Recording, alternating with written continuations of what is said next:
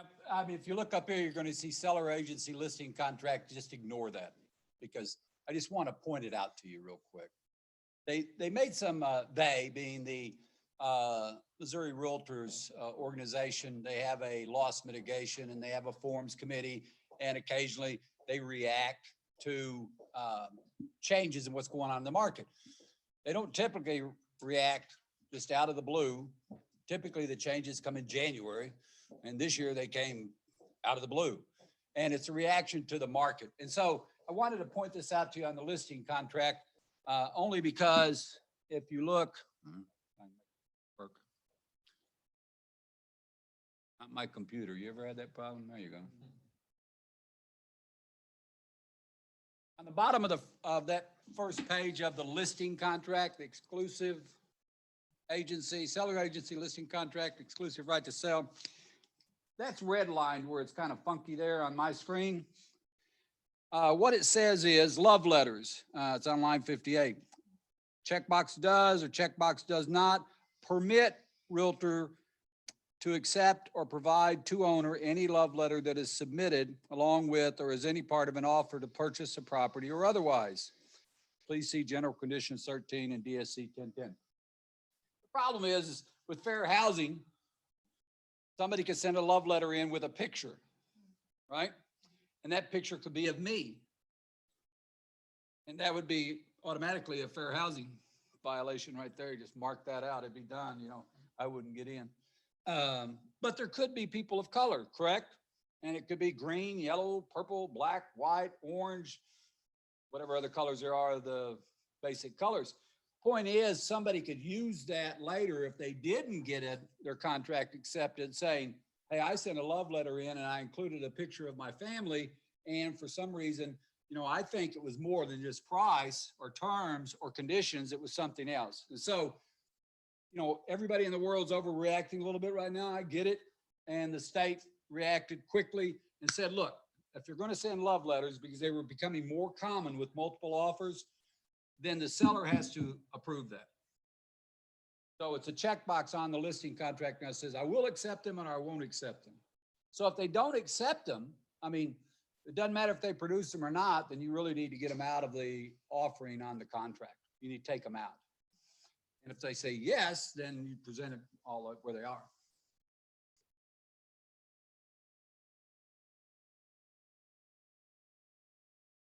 No. Now, I mean, contracts are contracts, so they're separated. You know, I've had people ask on a acceleration clause, which means, look, I'm making an offer of 100, but I'll go up to 110. But I don't want to be duped into just paying 110, so I want a copy of the other contract. Can you get that? I say no, because, you know, that's privacy laws. And I don't want my name out there. Well, you could black out the name. You could do some of those things, but I had an agent ask me that. I don't think you can. I mean, you can ask, and if the agent does it, then he has to deal with his client about why he sent it. But I noticed that some of the acceleration clauses that are being developed across the state, like in Columbia, the seller actually has to sign it and put down what his offer is, which is interesting. So, I mean, these are things we've never had to deal with. If you're new to the business or fairly new to the business, or, you know, I've been in it for 25 years or so, I can't even, a long time. And I've never seen anything like this market, and it's creating problems that didn't exist before. Or they may have existed, we just didn't know they existed. So that's in the contract. And then the other part of this is guidance from the state and national fair housing guide. And all of these things can be found at MissouriRealtors.org. You go in there and you may have to sign up for the first time ever, but you can just use your NERDS number as your sign in and then create your password. And you can go in there and get the forms. You can get any form. So if you're looking for something like this, it'll be there, and they'll have updated forms, and they'll have changes in 2021 and so on. So it's a good idea to go in there and look around anyway, because the Missouri Realtor MR is supposed to be your organization that you're paying dues to. And we're sending people up there 4 times a year if they're going live. to hopefully represent us. Now, I would tell you, I went for 20 years in a row. You don't always get representation on the state level or on the local level. You know, sometimes they're kind of running their own little show there. So, but still, that's their job. So I would go to MissouriRealtors.org and at least walk around in there. Okay. And then, so we're not talking fair housing, but I mentioned it yesterday. I really think that if you get a chance, you can go to the national NAR site and go to Fairhaven.realtor. Fairhaven, just like it sounds, FARHAVEN.realtor. And they have a simulation that you can play that really is one of the best things I've ever seen for helping you avoid fair housing issues. It really is good. I went through the whole thing. It said it took 2 hours, up to 2 hours, and it wasn't that long if you can read and reason. And it took about 45 minutes. But, you know, they give you a chance to write 4 contracts, 4 accepted contracts. That's how you get through it. And there are fair housing issues from both sides, even talks about on the rent side. And there's some videos embedded in there you can watch too. I was impressed. First time I've been impressed with anything that came out of there for a long time. So do that if you get a chance, because if you're new to the business and you're not sure, you know, I know you went through class and they taught you the protected classes, but you know, we just don't walk around every day. I don't think if you're a normal person, you've been raised well, you don't walk around thinking that you're going to create a violation somehow just because you're, you know, out writing an offer or showing property. But it's easier to do than what you think sometimes. So you just need to be careful with it. Yes, sir. On the love letter.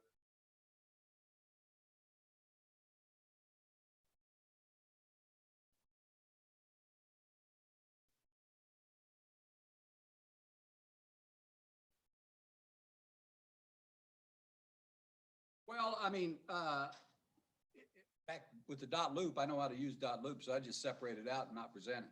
And I tell the buyer's agent, look, my client has said this. If you want, I'll black out it. Well, you don't have to black out his name because they know who he is, right? You can send him over page 1 showing that it's, you know, he's not to accept. Yeah. Even if they attempt. Love letters, check the box. Does not permit realtor to accept or provide to owner any love letter that is submitted along with or as part of any offer to purchase a property or otherwise. Yes.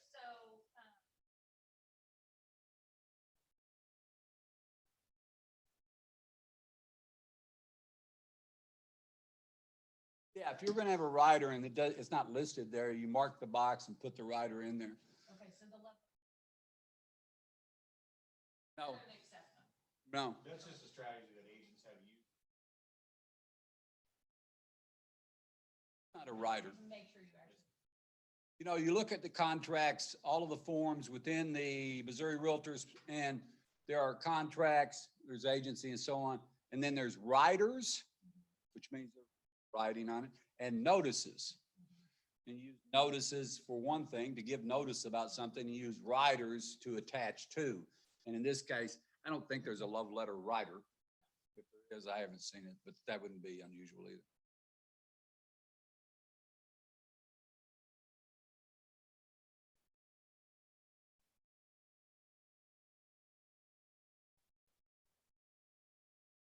Ultimately, it's their choice. Well, I mean, here's what I do with my clients is I present it and let them ask. So how do you feel about that? What do you think? And I will tell them what I think is, you know, I think love letters sometimes are valuable, you know, but at the same time, if it creates an opportunity for a fair housing violation, I think the first fine is $21,000. Second one's higher than that, obviously. So 21,000 is a lot. I don't want to get a fair housing violation. So, and I don't think the seller does either, because if you go to that fairhaven.realtor and go through that thing, the realtors can be in great shape. They could have done everything correctly, but if the seller could be the guy or the landlord or the property manager. So I'd say the best thing to do is just not deal with it.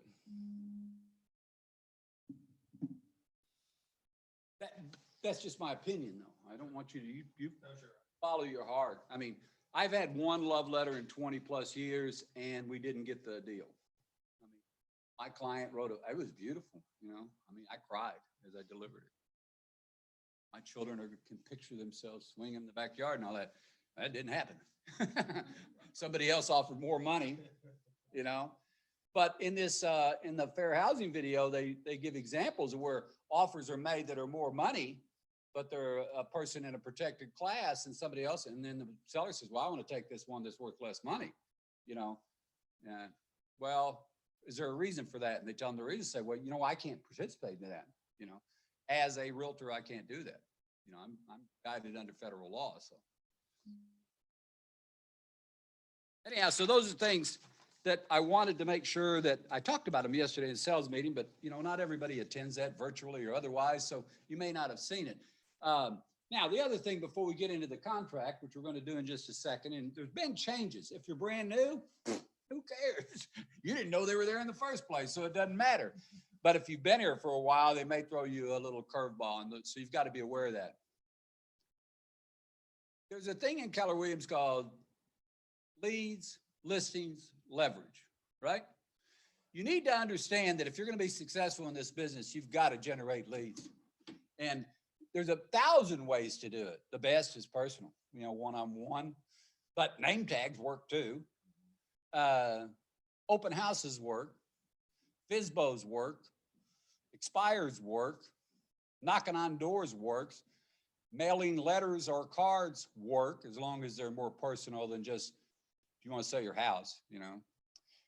If I was going to do a mailing, if you were a new agent, I mean, my suggestion would be, we're going to list one in X in this subdivision, and you see it pop up and you go, the subdivision search, you can get all the names through a number of different sources, but CRS or through the Greene County website. Most of the websites, you can get the names of those people in the subdivision. You can mail them a letter and the letter will be honest.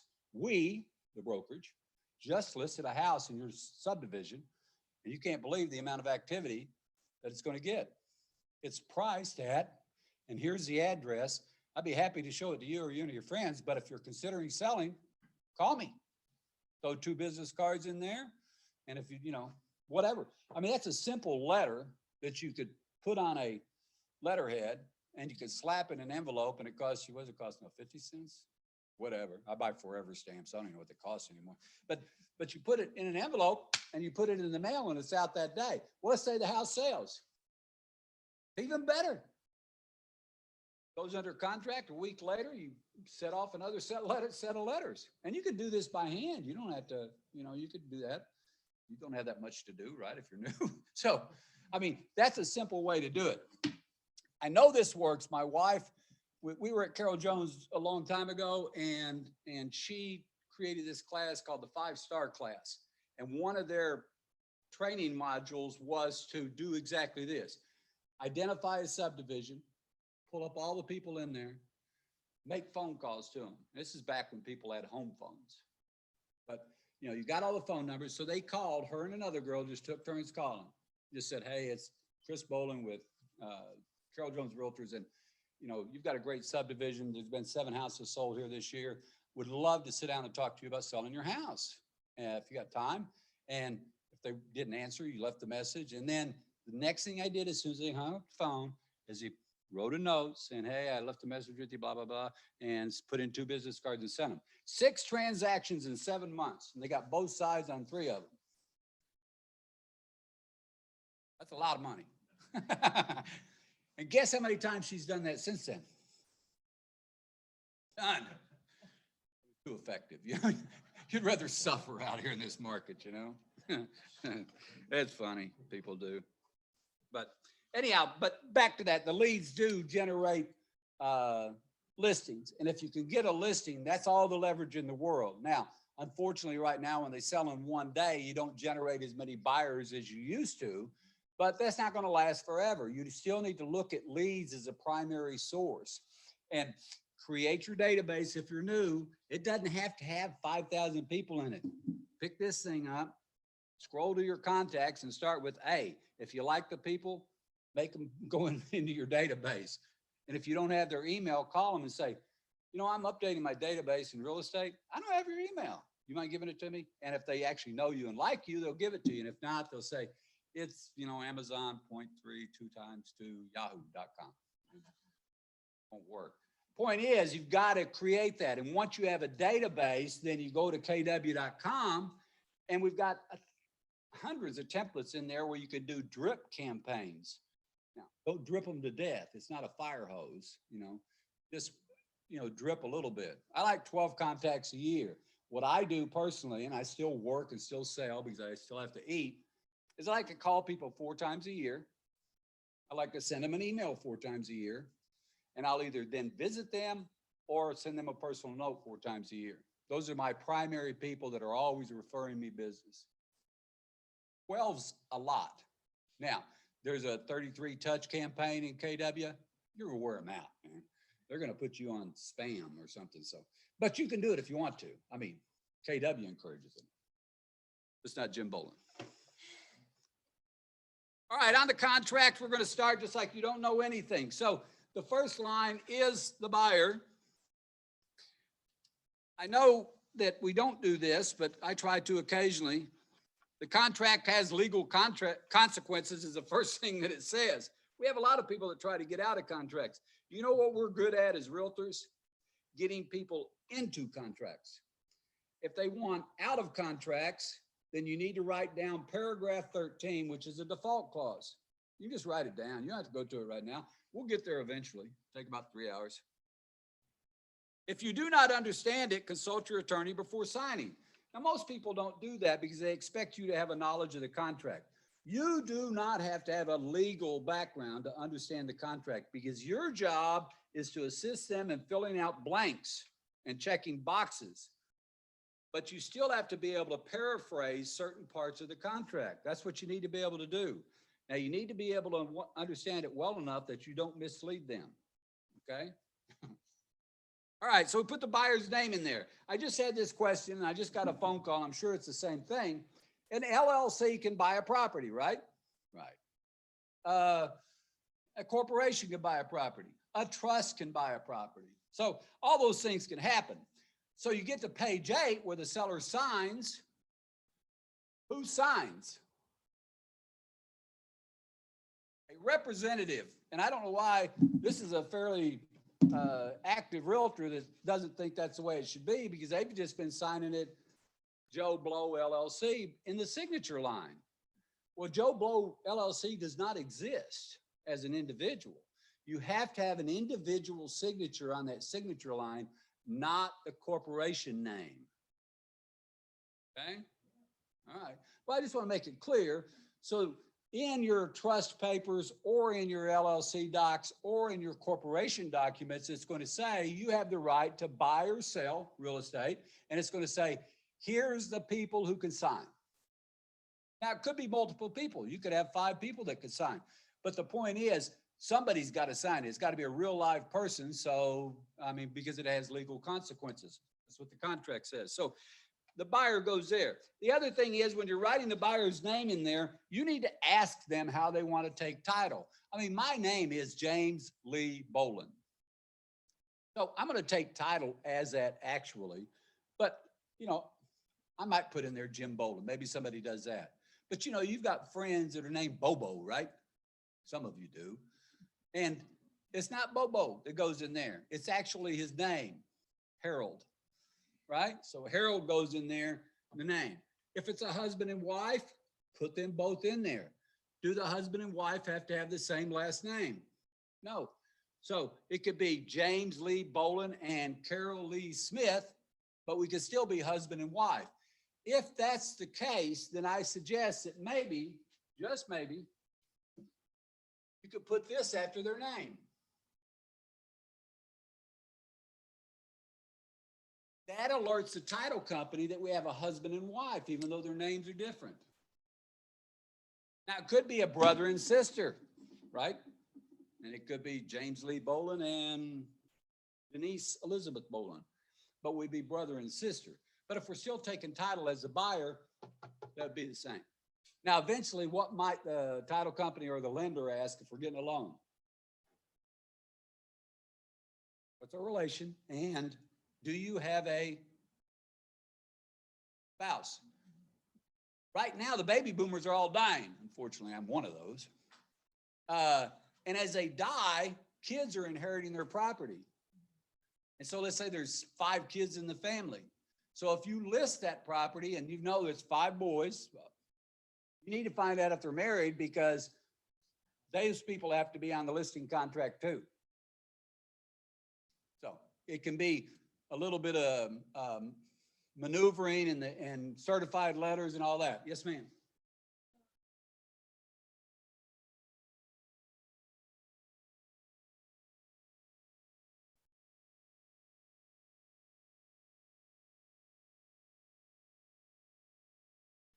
Yes. Yeah, you have to have that. And a lot of times we don't do that as agents. We don't ask them for their LLC docs. But the first call you get or the email you get from the title company is, we'll need a copy of those documents, whether they're LLC, the trust, or whatever they are. It's funny how so many times they wait till the last week or so before they ask for those things. They ought to ask for them right up front, but they don't. But yes, you have to have a copy of those documents because it states specifically who can. I'll give you an example. I had a call from a lady and she was pretty hot. Property had been listed in Forsyth, and she said, I don't have a copy of the documents. Is that a bad deal? That's a bad deal. Look, I know we live in an electronic age, but old people want copies. You may have to send them to them, drive them to them. You can email them to them and ask them if that's good enough, but they need to have a copy of everything they signed. Anyhow, she didn't have a copy of them. So I called the agent and she said, well, I didn't provide them to her. She's a sister and she's in the LLC. And I said, well, I think she has equal rights to the property. If she's in the LLC, it's just 2 members, brother and sister. And she probably needs to get a copy. And I said, who can sign for the LLC? And it was actually her husband that she was representing in the LLC. And she said, I don't know. Well, it turns out, guess what? The sister has to sign also. Can't just one person sign, it has to be 2. Sometimes it states that in the LLC. That's just a protection, can be asked for. All right, we're clear on buyers, what you've got to do. So it might just be one person, you'd be lucky, but if you are writing a contract for one person, what should you ask them?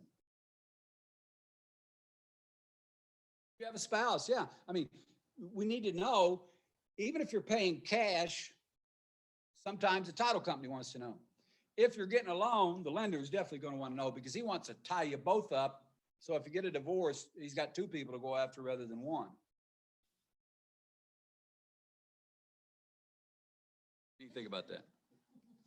Okay, we used to have the seller on the next line, but the attorney said, we don't need that anymore because we're selling property. We're not, it's not the seller. So it goes to page 8 before you see who that is, and you probably can't read his name unless you print it underneath. Seller agrees to sell and buyer agrees to buy the real estate located in the municipality. A lot of the local companies are starting to ask you to put the name of the city in there. I know you probably shouldn't. I'm not going to argue with them. You know what? If they want it for their compliance, just write Nixa in there or Ozark or Springfield or whatever. It's not going to void the contract, okay? The next line says, where is it? And it's just a common street address. The only warning here is make sure if it's avenue, put avenue. If it's circle, put circle. If it's court, put court. Because if it's a government loan, you'll get to the end of the contract, the FHA, VA, HUD, whatever, will run one more check on the address. And if it's different than what you've got in the contract, it could delay the closing multiple days. So make sure you look at that. You can pull them up on CRS and they're typically correctly. CRS is Courthouse Retrieval Systems and it's buried in the Flex. So you should be able to find it. Make sure you get the zip code. Make sure you get the county. If you don't get the county, compliance, when you turn in your contract, is going to say, we need a copy of the county. Believe it or not, the title company will never say a word, but the compliance will. All right, check box if legal description is attached. We don't typically do this. We used to do this on every contract, and now they say you don't have to. The common address is good enough. That's why they've changed this. However, if it's a meets and bounds description or a small acreage or something like that, I think it's a great idea then to attach what you have. And if you have a full legal from a survey, you can attach the survey. If you have a full legal from CRS, you can attach that. But it needs to be initialed by all parties. So the seller initials it or the buyer initials it, and then we send it over and the seller initials it, and then it becomes a part of the contract. Now, that legal description provided by the title company will govern. Because often what they'll do is they'll check that legal description against what they have on the records, and there may be something wrong, like the northwest quarter of the southwest quarter of the whatever, and they'll have it wrong, and they'll make that correction in there. But you do need to attach it if it's a meets and bounds description. All right, number 2, inclusions and exclusions. Love this. Are we there yet? There we go. I bet you can do this on this one too, can't you? Let me see. Make it bigger? Probably not better. You got them in front of you. The point is this. This causes problems for us once a week, where somebody has forgot that they could include or exclude something. Now, it's pretty clear what it says. Property includes, but is not limited to all of the following, which are now located on the real estate, all of which seller warrants to convey to buyer free and clear at closing. Think solar panels. Better be free and clear. If not, then you need to make arrangements with the seller if you're listing the property, how he's going to pay for them. If he's not going to pay for them and the solar company is going to take them, then you need to make arrangements to make sure that the roof is repaired properly and acceptable to the buyer. So, I mean, a lot of steps going in there. This contract and not a seller's disclosure, so don't ever call me and say, but it was on the seller's disclosure. I don't care. It says right here in the contract. It doesn't matter what's on the seller's disclosure. You can give away the refrigerator, the cars, whatever on the seller's disclosure. It doesn't mean anything. MLS statement. I still send all mine over when I make offers and have everybody initial it. But it doesn't matter what's on there, according to the attorneys. Or other promotional material provides what's included in this sale. And here's a problem with that, isn't it? You walk into this beautiful house, it's $150,000. There are beautiful houses in that price range, okay? You walk in, stainless steel dishwasher, stainless steel gas range, stainless steel French door refrigerator. Man, you're thinking, this is nice, you know? Write it up. You do the walkthrough right before you close, refrigerator's gone. Wait a minute, it was in the MLS, it was in the disclosures, and it was in every piece of material that they had laying out on the counter with the pictures. Doesn't matter. Doesn't matter. Because in the Midwest especially, the refrigerator does not typically go with the sale. So you're going to have to write refrigerator in there. And how should you write refrigerator in there? You should say, the stainless steel refrigerator currently in the kitchen to remain in the home at no value. And they at no values because the lenders say they won't loan on a refrigerator, but they'll loan on a dishwasher. Right? Yeah. Wait a minute. 1,000.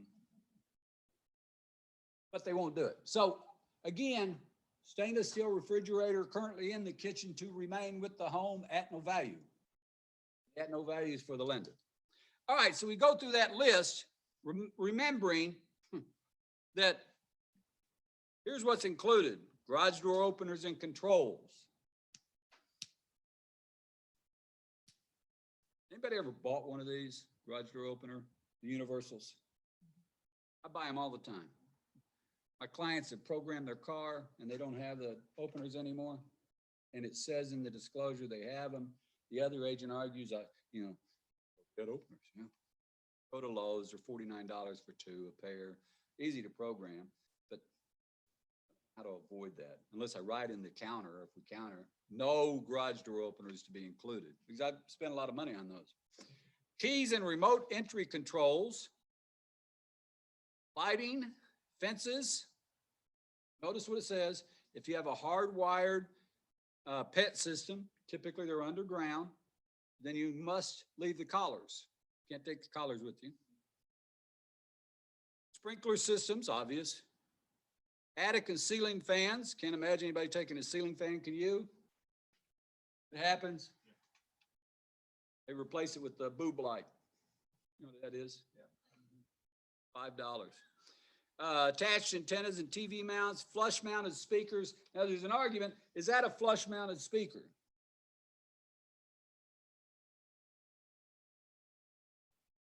Like tomatoes and tomatoes, right? I don't know, but I think if you're gonna remove it, you're gonna have to repair. It's kind of like TVs, which I think comes in here somewhere. Oh, attached antennas and TV mounts.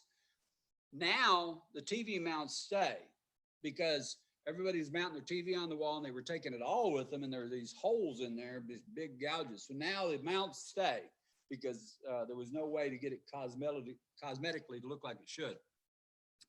Fire, smoke, and CO alarms, heating, cooling, electrical, plumbing, solar panels and systems. Remember, solar panels becoming more popular. If you're listing the house, are they paid for?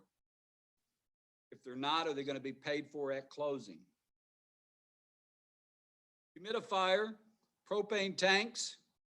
Propane tanks get us into trouble all the time too. If you go to list a house, the first question, if you drive up and see a propane tank, or if you get in there and they say, we have propane, do you own it or lease it? If you own it, then you can buy propane anywhere. If you lease it, you've got to buy it from the company that you have it leased from. And people get really upset when they pull up to the house and the owner has taken the propane tank.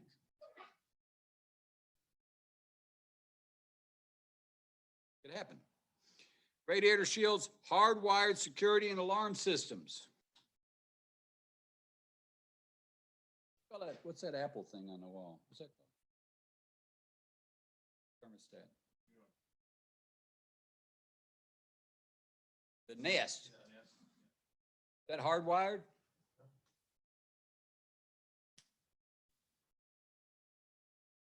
It's wired for electricity. You just have to make sure, right?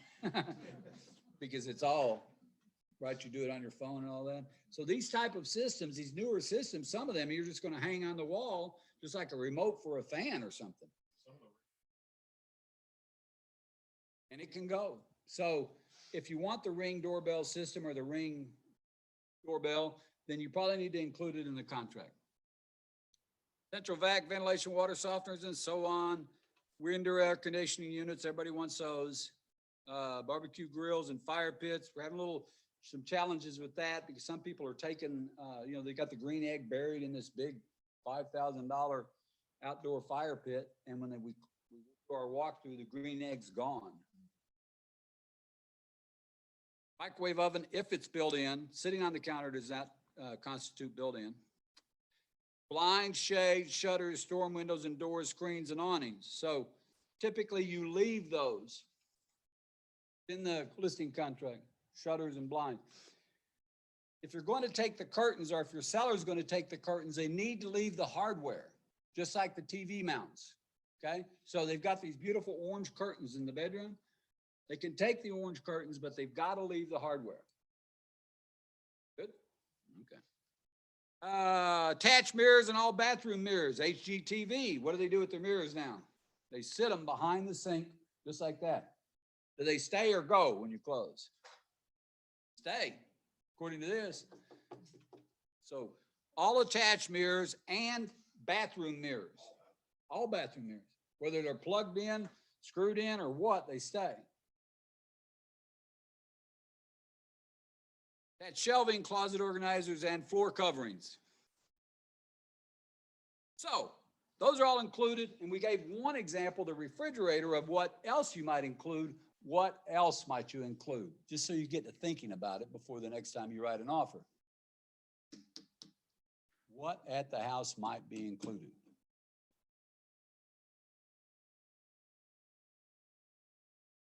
Playground equipment is real common, and maybe you're mature and you don't have a need for it.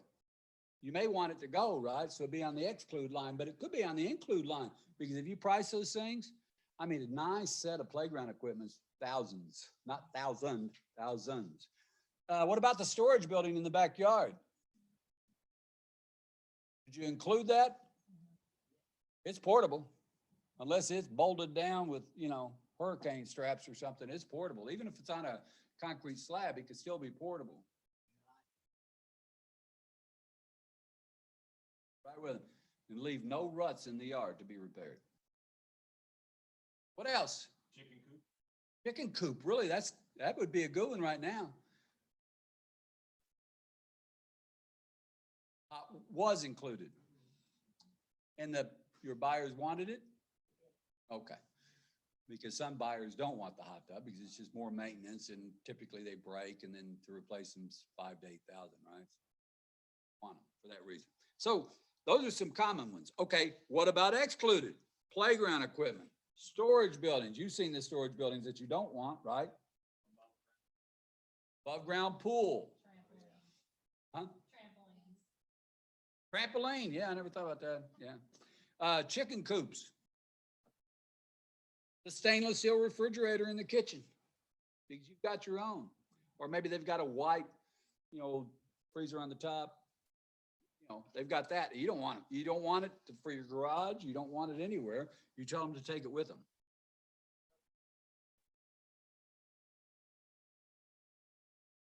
I want to take that thing with me. I could put that in excluded, but.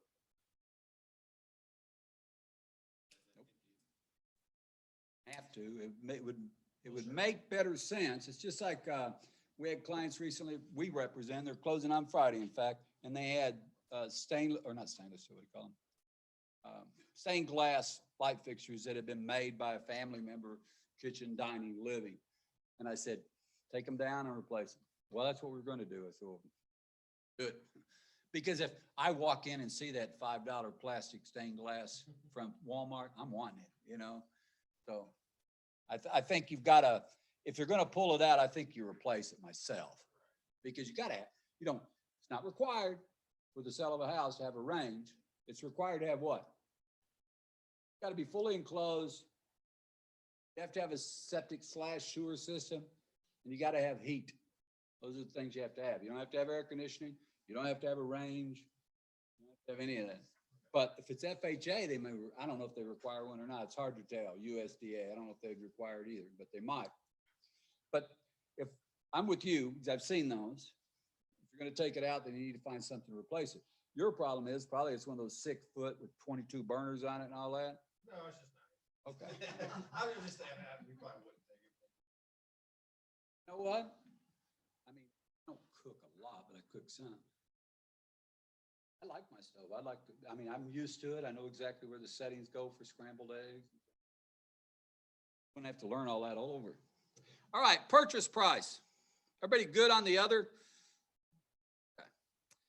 Purchase price is simply, and this is a question right now, who knows? What's the correct answer for purchase price? I mean, if I'm representing a client and they want to buy something, almost everybody now is coming in full price or above full price. That's not my decision as an agent. I can counsel my buyers, but you should not tell them what to write. If you tell them what to write and they get it and it's $10,000 over list price and they really wanted to offer just full price, have you done them a favor or not? I don't know if you have or not. My point is that's their decision. And we just write it in typically with numbers. We used to have a line under there where you had to write it like a check. And that was a disaster because there were people that would write the wrong number in there. And then the question is which number it is. Well, if you write a check, you know which number it is? It's a handwritten one, not the number in the blank. So that's a bad deal. So they took it out. Seller's concessions.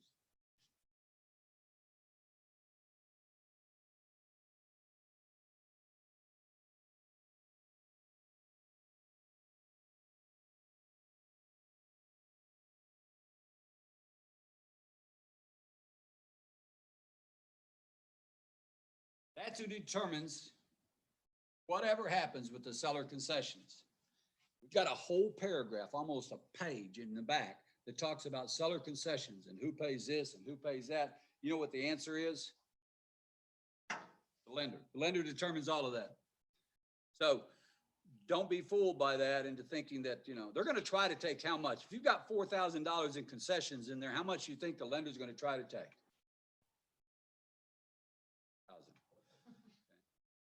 And if they don't take all 4,000, let's say take 3,500, where does that money go? It goes back to the seller because it was his money in the first place. And I get agents calling me and say, well, that's not right. You know, we had it in the contract. You may have had it in the contract, but it's still his money. The lender only took 3,500. Okay? For the 500. Goes back. And remember all that time you spent in school when you were in the school and you had to do all these HUD statements and all that and prorate this and prorate that? That's not your job. Your job is fill in blanks, sell houses, or whatever. And the last one is earnest money, and we get questions about earnest money all the time. And the answer is you don't have to have earnest money to make the contract valid. It does, will it increase the chance in this market where you might get an accepted offer? If you have earnest money, it might do that. It might be an extra incentive to the seller. He might have offers that are very similar, but one's got $2,000 in earnest money they're willing to put down up front, and the other one has zero. And the seller might go, looks to me like that's a more, reasonable contract. I think I'll take that. All other terms and conditions being close to the same. Right? Now, what happens to earnest money and why is it a problem?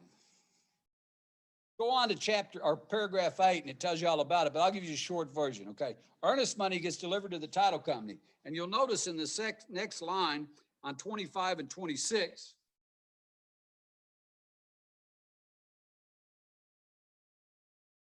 can't read it from back there anyway, but it goes to the title company, the escrow agent. We don't have a escrow account at Keller Williams, so it goes to the title company.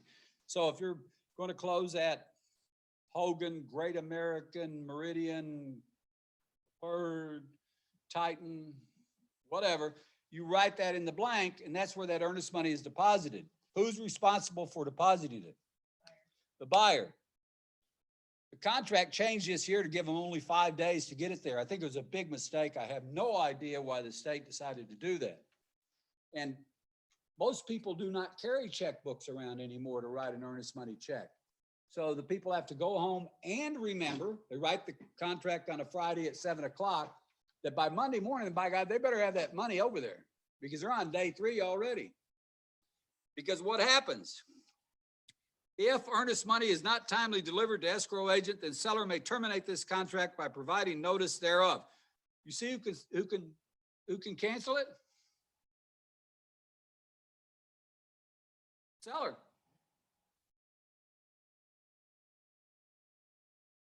Notice thereof to buyer at any time prior to delivery of the earnest money. So what does that say basically? The seller has the right to cancel the contract anytime during that 5 days. Is that what that says? You don't think so? Let me read it again. If earnest money is not timely delivered to escrow agent, the seller may terminate this contract by providing notice thereof to buyer at any time prior to delivery of the earnest money to escrow agent. It doesn't say after the 5-day period ends. So how important is the earnest money to get it there quickly? Yeah. In fact, I think what I would do if I was going to write earnest money, that I would include a copy of that check in the contract. If you have it. And if you don't have it, you've got to be on your buyer. Say, you need to get that money there. You need to get that money there. Now, once it goes into the earnest money account, sometimes contracts fall apart. Now, it's not common in our market, okay? It's probably 1 or 2%, maybe 3%, and that might be high. But when it does fall apart, guess who gets mad? Somebody. The seller or the buyer. Guess who has to sign to get the earnest money released? Seller and the buyer. So the buyer says, look, I'm terminating the contract because I'm in my data period and I don't like this. I've changed my mind. I'm not buying. And so sends over the mutual release, says, release the earnest money back to me. And the seller goes, I'm not signing. Can they do that? Yeah, perfectly legal. I mean, it's a contract between them. So then the earnest money stays in the escrow account for how long? Came out of school. Don't tell me they didn't teach you that. 365 days. And then it can be sent to the treasurer, secretary treasurer, on the state level, and then it goes into unclaimed funds. Guess how long it stays there? Hell freezes over. That's right, indefinitely. That's the same thing. So, how do you get it out? The buyer and the seller have to write a notarized letter saying, we've determined how to divide the earnest money or take care of the earnest money. You send it to the treasurer's office. I think it's treasurer, yeah. And then they release the earnest money. Guess where they release it to? Title company. And then guess what you got to have? Future release of earnest money signed by who? Both parties. Yeah. I'm glad we don't have an escrow account. Because then when they call me, the buyer calls me, the seller calls me, you're holding my earnest money. I say, oh, no, it's not me. It's Hogan or Great American or Preferred or Meridian or Great Title, Titan Title or somebody, but it's not me. I have no control over it. You're going to have to talk to them. If I get it out, sue them. No, I don't say that. I'm just kidding. That was a joke. All right, it mentions going down there on 29, if additional earnest money is required, then you can use MSC 2001R, which is a rider. A lot of times on new construction, the builders want extra earnest money if you're going to make changes or have to extend the contract for some reason. This is when you would use that typically. So I'm in a contract, all of a sudden I can't close for 30 days. Buyer may say, or the seller may say, that's fine, I don't care. I need $5,000 additional earnest money, non-refundable check made out to me. Can they do that? Yeah. It doesn't have to go to the title company. They can get it made out to them. Non-refundable means I get to keep it if you don't close.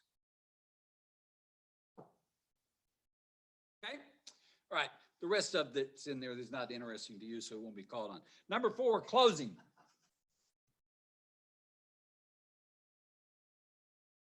Here it is, closing.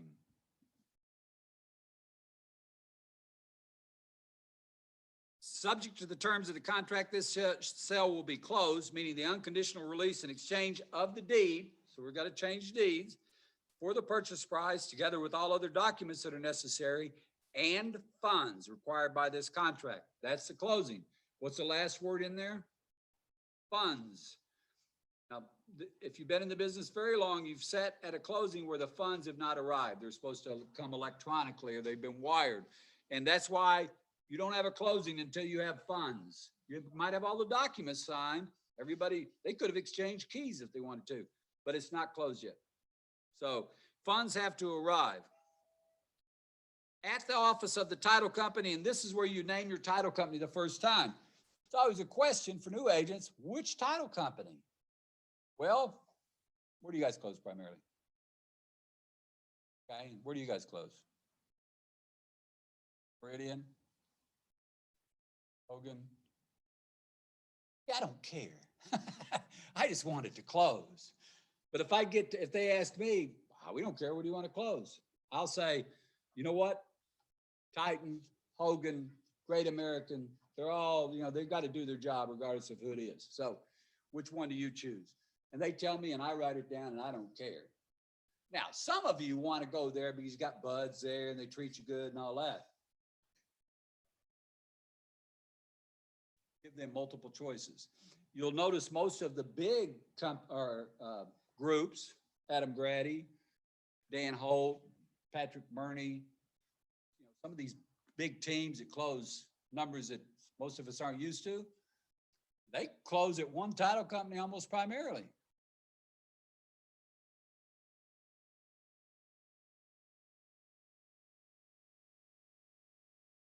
I just want to be treated well when I go in there, don't you? I want them to greet me at the door. How are you? You want coffee or water?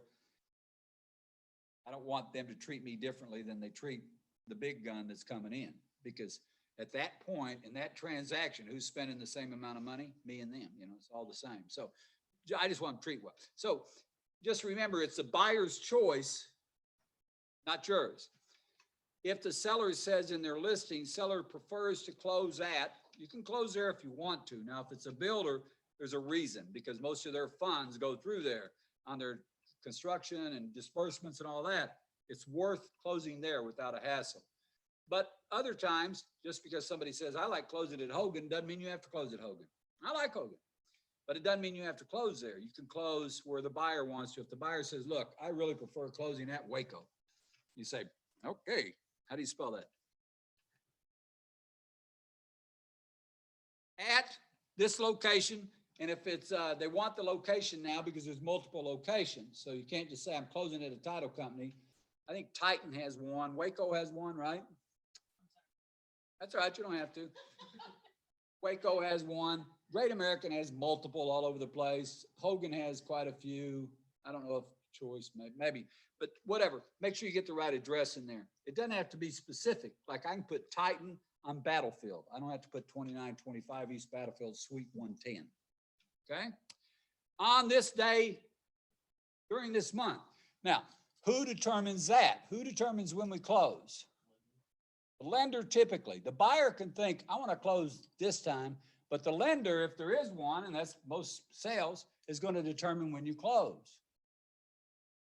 Okay? So first question you ask the buyer is, when do you want to close? Hopefully by then you've already had a conversation with the lender and the lender says, hey, we're on track right now. You heard USA Mortgage yesterday saying USDA is only 5 days behind on their contracts, which is unbelievable, you know.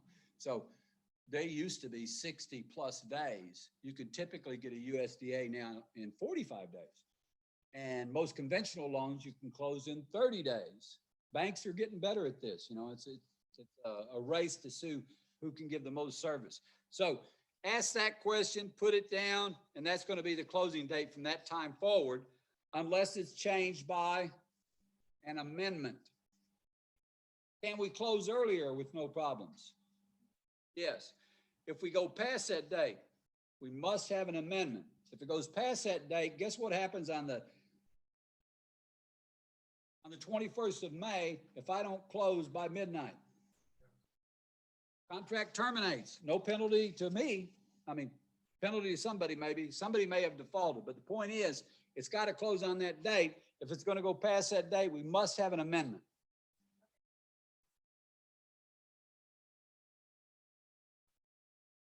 Nope.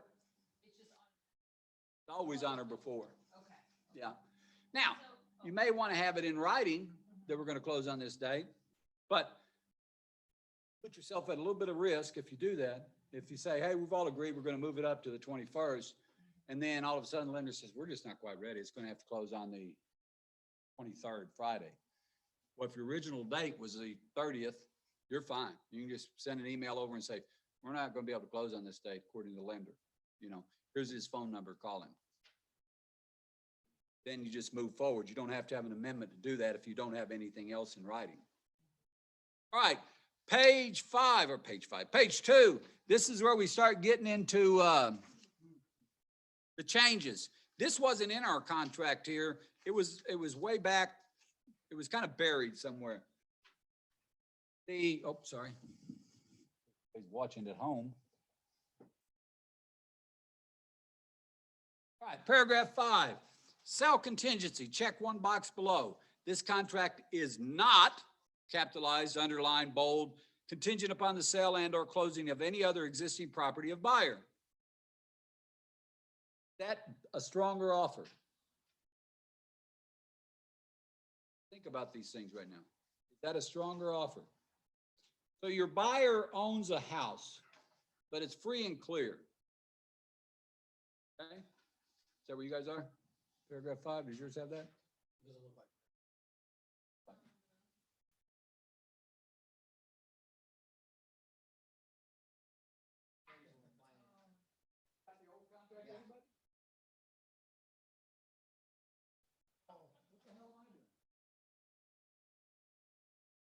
Reasons I know you're here. You're so excited to be here.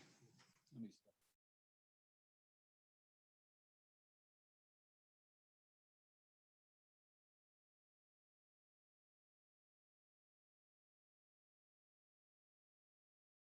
take a break. So I've got to go back.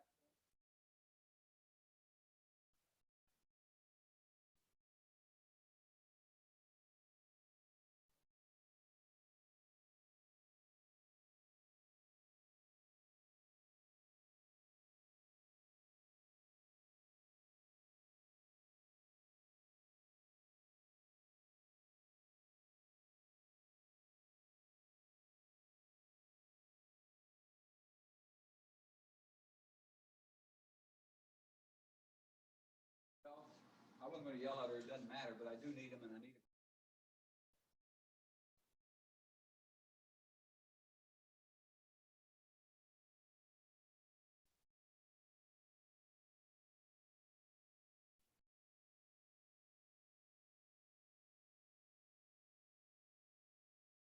Now, they're not new if you turn to page 5, and there should be boxes on line 51.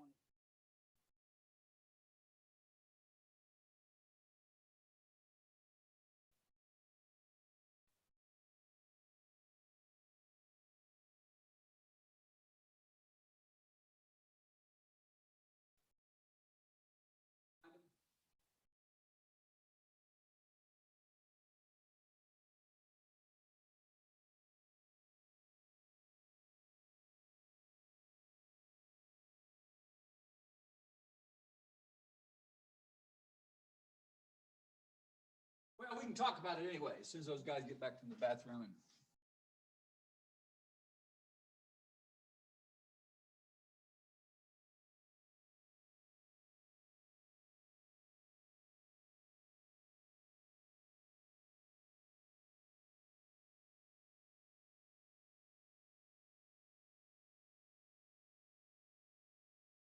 All right, so at the top of page 2, which you don't have,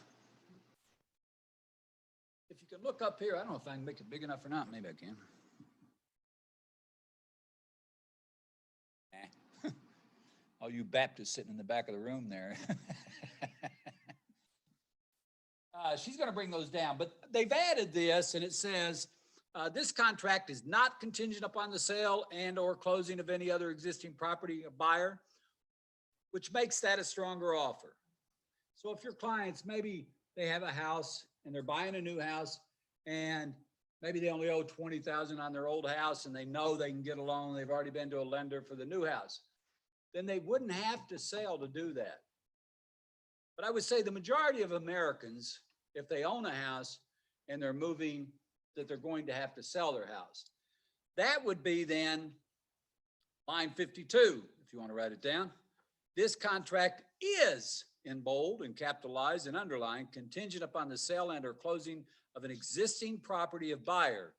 If this box is checked, then complete and attach either rider, contingency for the sale of buyer's existing property, or contingency for closing of buyer's existing property. Now there's a difference there, isn't there? Contingency for the sale might mean that the house isn't even listed. Contingency for the sale might mean that it's listed but not under contract. Contingency for the close means what? Under contract. That's a pretty strong contract in our market. It may not be perfect. What would be ideal is if it's already through inspections. If you're already through inspections, that means we're downhill now most of the time. So that's not a bad contract to make an offer on. Now, it's really not much different than a contingency for financing. Okay? That's good. So we'll go back to that, or you can look at it when it comes. And I'll talk to you about B, which is appraisal contingency. It says, check this box only if the following paragraph is intended to apply. I check the box in my offers as a realtor on every contract. If I'm buying for myself, or if I'm buying or writing an offer for an investor for a $35,000 house, whether he's paying cash or it doesn't matter whether he has the funds, I'm still going to check that box just in case the lender wants an appraisal and the lender then does an appraisal and it comes under appraised value. There's no use, there's no reason for people to pay more than the value of the appraisal because that's what the loan is based on in most cases. So $35,000 house, it comes back appraised at 30. I say my investor $5,000 because if the seller doesn't accept that, contract can be terminated without penalty to my buyer. Now, the earnest money, that's paragraph 8, a whole nother issue, but same thing, right? I'm just trying to protect my buyer. So I check that box every time. In this market, guess what's happening? People are saying, I don't care about the appraisal. And so the lenders, let's say it's a $200,000 house that appraises at 180. What the lender's going to do is say, I'll loan 180. I'm not loaning 200. So the buyer then has to have those funds to close. And the buyer might say, you know what? That's okay. I like the house. I'm willing to pay 200 for it. But let's say you have the box checked on appraisal. If the appraisal comes back, contract for 200, appraisal comes at 180, there's 4 things that can happen. The first one is the seller can come down in price to your 180. Okay? The buyer can come up, which is the scenario I just gave you. He can just say, I'll pay the 200. They can meet in the middle, right? They can negotiate. Maybe it's not the middle, but somewhere they can meet and agree. The fourth one is, that box is checked, buyer can terminate the contract without penalty. Okay? Guess what? Look in there. Online, may not be 63, might be 65 on yours. I'm not sure. It might be 61. Use the appraisal notice, MSC 2020N, to tell the other agent that the home did not appraise and send them a copy of the appraisal. Now, a good agent's going to say, hey, I've looked at this appraisal. It doesn't look quite right. Can I call the appraiser? Have at it. If you can get it to appraise, I don't care one way or the other, but I'm just giving you notice that it's 180 is the appraisal. So we'd like the price to be reduced to 180. Now we can negotiate after that, can't we? Can. But if he doesn't agree to it, then there is a time frame.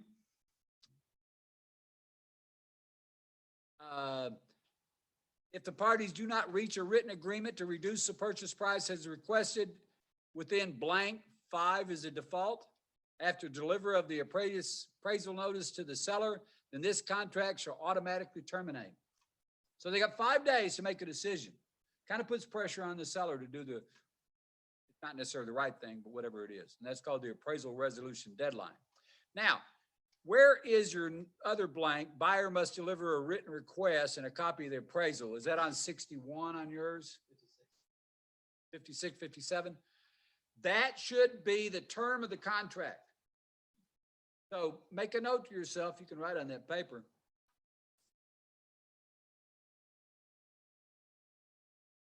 Buyer must deliver a written request and a copy of the appraisal to the seller no later than blank, and it defaults to 25 days. Most appraisals come in the last week of the contract. So this needs to be, you need to extend that to the term of the contract. So if you've got a 30-day contract, that should be 30. If it's 45, it should be 45. USDA should be 60 or whatever number's out there, but it should be through the term of the contract. Now, some people are writing in the special agreements that all deadlines on appraisals and title and survey to be extended through the closing. And that's fine. I don't think it's fine if you want to do that. But here's one way to do it, is just put the number, the whole term in the blank, okay? All right, we're good on appraisals? Are appraisals important? Yes. They're important to the buyer, they're important to the seller. Wrote me a note that says, hey, I don't have that version contract. I don't know what to do. Daniel, you'll have to go online. Did you find it in DocuSign? No, it's not. Daniel, go to MissouriRealtors.org and then go into forms and you'll find it there. You guys don't have time. The next part, and I don't know what number this would be, but it talks about the financing contingency under paragraph C. That hasn't changed. Yeah, it has to.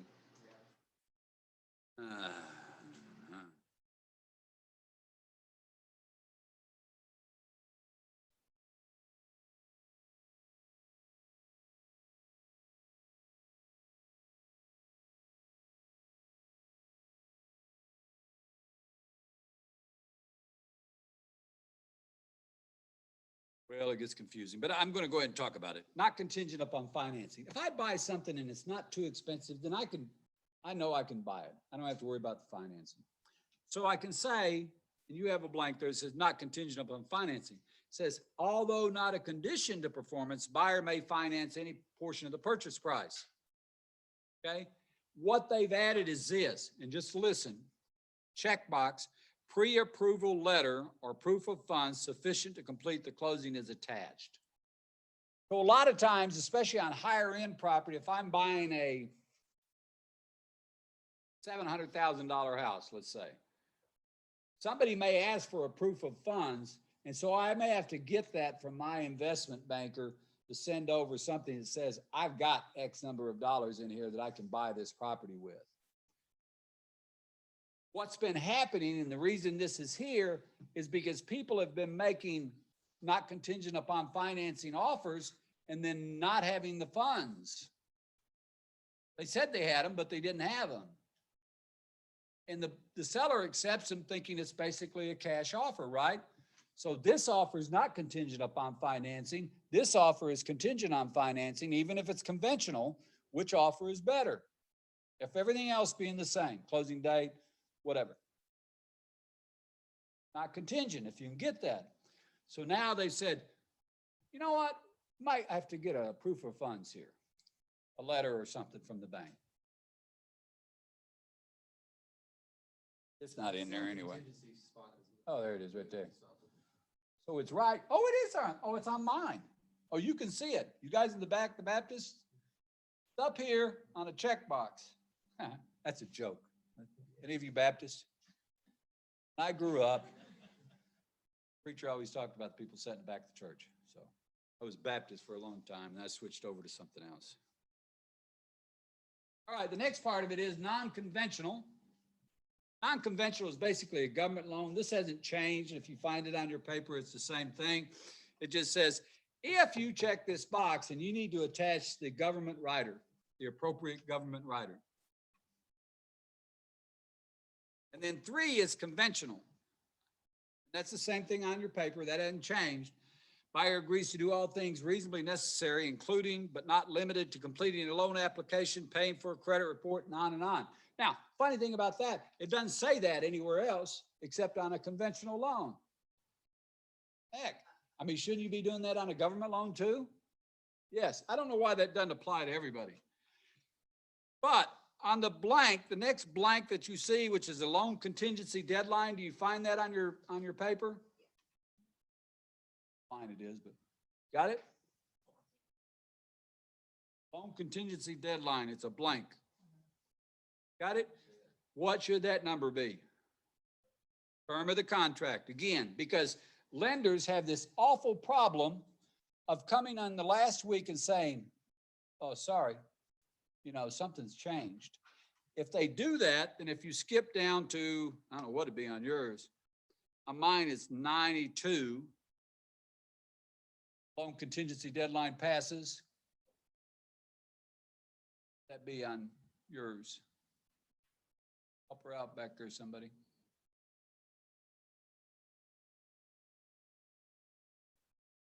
$81.82. If the loan contingency deadline passes without a termination, buyer remains obligated under this contract and must have available all funds required to close. So you put 25 in the blank on the 26th day, you get back from the lender that you can't buy the house, guess what? You're still under contract and you're supposed to bring funds to the closing. Now, how do they enforce that? Paragraph 13, which would be default, they can sue you for specific performance, which means you have to honor the terms and conditions of the contract. Now, maybe you didn't have the $200,000 to buy, but maybe you had 190. Doesn't matter. I don't know why this is in there, because if it's a government loan, guess what? Can't get the money, you can't get the money, right? But it's in there, and so you need to put in that blank the full term of the contract. There's another section in there, but without you being able to see it.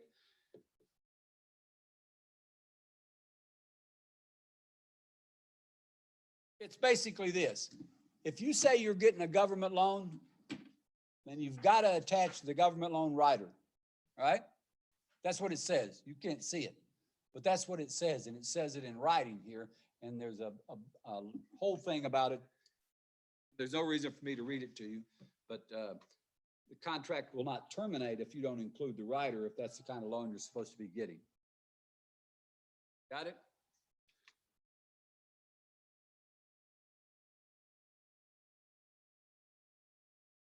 You know what? Let's let the staff do their thing. Maybe they'll actually bring it to us. Bill?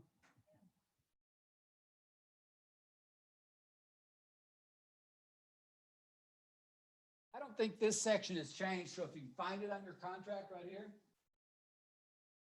blanks. All that says is, look, what's a loan amount? If it's conventional, it's got to be 95% or less. If it's FHA, it's 96.5. If it's HUD, USDA, most VAs, it's going to be 100% in that blank. You don't have to put the dollar amount. But those are easy numbers to remember, right?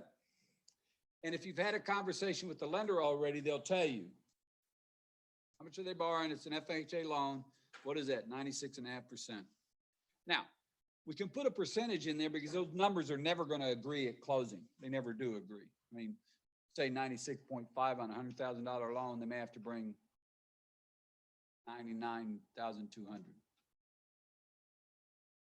Initial interest rate not to exceed, that's the next blank. Again, I don't know what line you're on, but look at that. It's important. Got it? Everybody looking at it? Okay. That's important because if you're a first-time home buyer and the rate exceeds 4%, you may not qualify anymore. So right now, what is it? 3.5, I'm guessing, something like that. Maybe a little higher, somewhere in there. FHA, 3.5%. Okay. If you went to 4% on a $100,000 loan and you were at 3.5%, your debt to income might not work anymore. So you put that in as a measure of protection for your buyer. So you need to talk to the lender and say, what could I fairly put down here for the interest rate? If it exceeded that, they couldn't buy the house, or it might create a problem for them buying the house. And then the next line down, on the same line, amortization term is typically a 30-year term, so you can trust yourself putting that in there. It's not gonna, if they go to 29.5, it doesn't matter. Rate type is normally gonna be fixed. We're not, until the market gets a little screwy again, we won't see many adjustable mortgages. A lot of people don't take those out. They think they're risky. Yes. Quick question. Going back.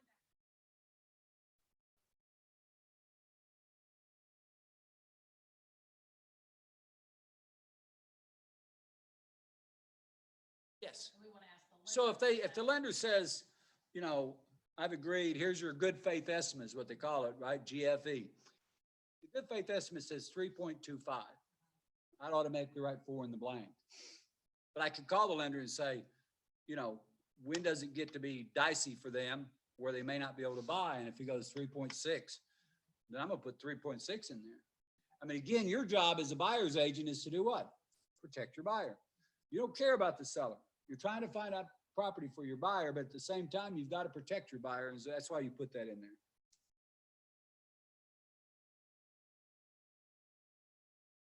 All right, on title and survey, you can still look at this paragraph 6 and see that there's 4 blanks down there, or 4 boxes to be checked. Now, it makes a note there that the seller paid concessions do not include the buyer's title costs or the seller's title costs. That's a separate issue. That's what it says right there. That's a separate issue. So unless the lender decides they can take them, they're not going to take them in most cases. So there's 4 choices. A, seller shall deliver to buyer a commitment to issue a current ALTA owner's policy of title insurance in the amount of the purchase price, both at seller's cost. That'd be a bad deal for who? Seller. So is that a good offer to make during our current market conditions? No. B, seller shall deliver to buyer a title commitment to issue an owner's policy, cost of both to be split 50-50 between parties. That a good option for the seller. The buyer's title insurance is higher than anything else. So no, that's not a good option for the seller either. C. My voice inflection there makes you think that that might be the good choice. Seller shall deliver to buyer a title commitment at seller's cost and to issue an owner's policy at buyer's cost. This is the way it should be, right? The seller has to have a title search paid for. So they pay for the title search and then they pay for their closing docs. Those are two parts of the closing cost. The buyer has to pay for buyer's title insurance because the lender is typically going to require it. If it's a cash purchase, the buyer can say, I don't want any title insurance. It's up to them. But if they do want title insurance, which covers them during their ownership, then they have to pay for it, and it's typically much higher. So I think that's their responsibility. I like for people to be responsible. You know, I don't like for me paying for somebody else's deal. I'm not going to pay for your closing costs. I mean, I could pay concessions if I want to get the deal done, but I'm not paying the title company closing costs. So C is a good one. And then if you wanted to sweeten your offer in a market like ours currently, D, buyer may order a title commitment to issue an owner's policy both at buyer's cost. It's like, and you tell the other agent, hey, look, make sure you notice I marked D. I mean, that's a sweet deal for your seller. It's $300. I mean, it's not like $10,000 I'm throwing at them, but still, does that might feel better to the seller? So that might be something to consider rather than raising your price $10,000. You can say, you can call the agent and say, when does he want to close? What day? What time of day? Okay. And then you call him and say, hey, what if I pay for his closing costs, you know, under the title work? That'd be a good deal. Make sure he knows that I'm doing that. You know, anything you can do to make your offer feel better to the seller, feeling's part of it, right? I feel good about this offer. You guys, you haven't been in it long enough. And then below that, whatever number it is, we don't care.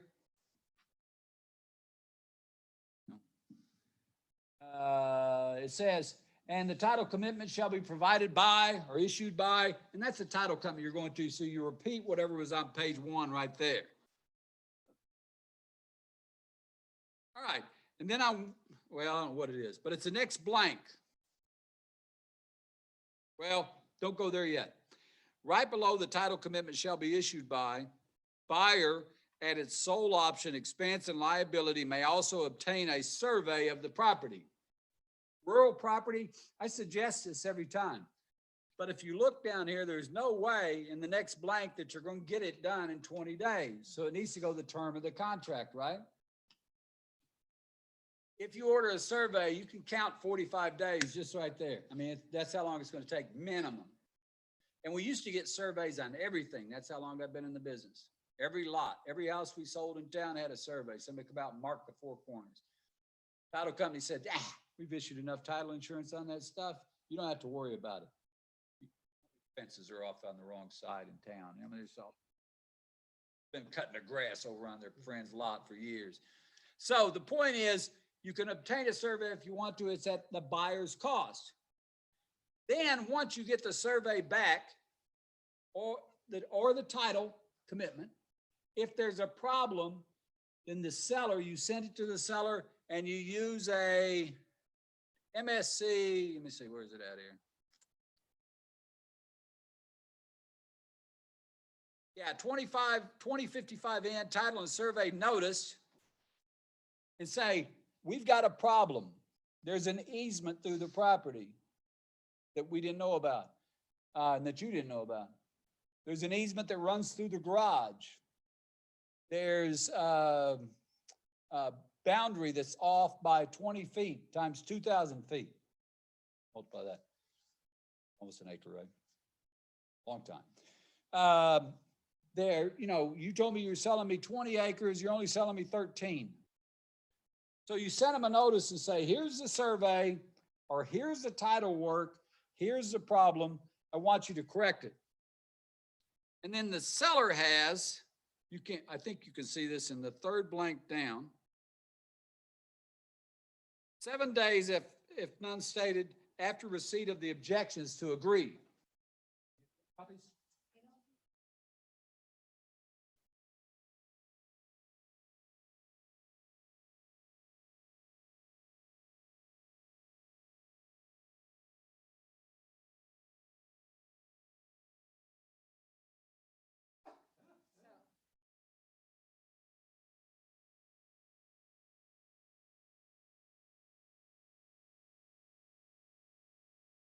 wrote that on the MissouriRealtors.org forms. /form. But it's okay. We'll keep going anyway, even though we're not sure where we're at. All right, so here's the deal. Let me just give it to you again, all right? Client wants a survey. We get a survey. It turns out there's a problem. It could be any problem. He sends over a notice and says, hey, I've got a problem. The seller has 7 days to respond, but you've got to extend your term out long enough to get the survey back. Probably only going to take you 10 to 15. Problem with the title commitment, you send over a notice also, don't you? And you say, I need for you to review this prior to closing. And it's a responsibility of the seller. And if the seller says, I'm not doing it, fine, contract terminates, it's over with. If you paid for a survey, guess who has to pay for it now? Seller. Buyer says it's their sole responsibility. But if there's a problem and I can't close, then now the seller is responsible for it. I don't know how you get that money from the seller. You might have to sue, small claims or something like that, but it does say that in the contract, which is a good thing.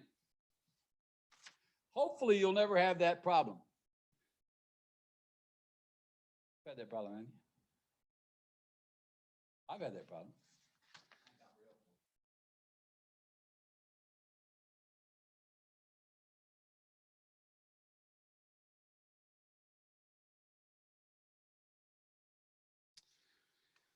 Well, we've got to go to page 3, whether you want to or not. We have to. And I know that because the next part, this is where they've made a change.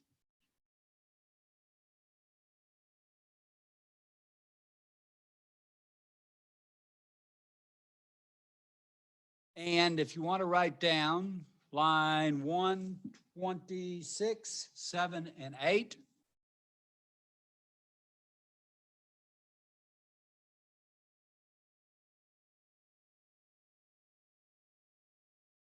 That'll be in the new contract, not this one that you're looking at, unfortunately. But now they are requiring, not requiring, but they're saying that the buyer can add to the contract a subdivision review rider. Now this is separate. In the old contract, it was in the data period. Now it's totally different. And this subdivision review rider can run for I mean, it defaults to a certain number of days, but you could run it as long as you wanted to. And it talks about looking at the subdivision indentures, covenants, declarations, restrictions, subdivision homeowner association bylaws, rules and regulations, and financial and insurance information for the subdivision, so on. So if you find something in there you don't like and you've got a subdivision review rider attached, then you can terminate the contract.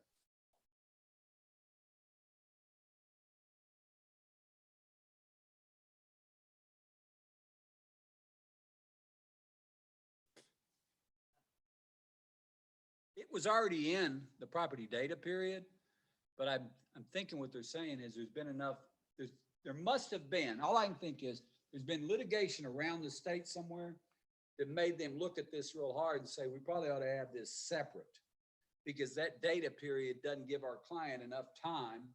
It defaults to 5 days. You can run it out to anything you want, but it doesn't give us enough time.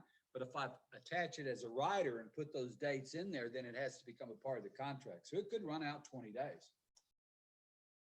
Now, in our market area, we haven't had many of these problems, but you know, in the past, I can remember when Vintage Hills got foreclosed on, and they had all kinds of debt attached to them. I'm sure, you know, this is part of what it's talking about. Well, you get an accountant, an attorney, or an engineer looking at a property, a lot of times they want to know, they want to read the 75-page CC&Rs. Look at the books on the association and so on. Sometimes we can't even find who's running the association. Yes, sir.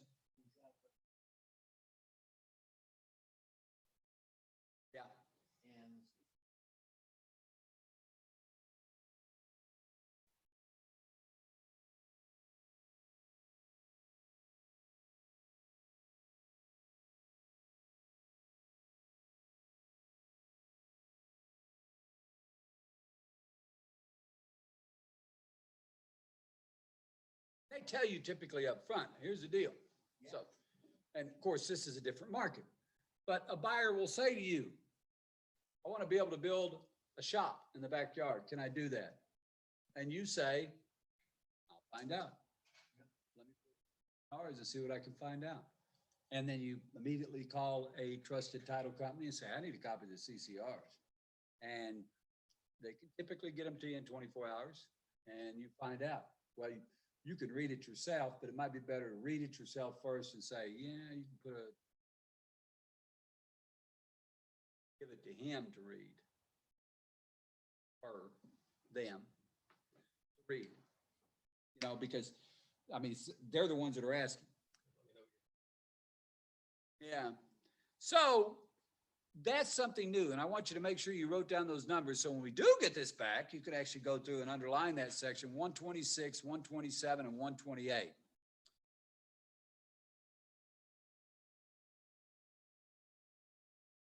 All right. The next paragraph is paragraph 7. This has to do with inspections, and we lose more contracts over inspections than we lose for anything else. Now, you can help as a buyer's agent by saying, Mr. Buyer, once we go under contract, we are going to have inspections.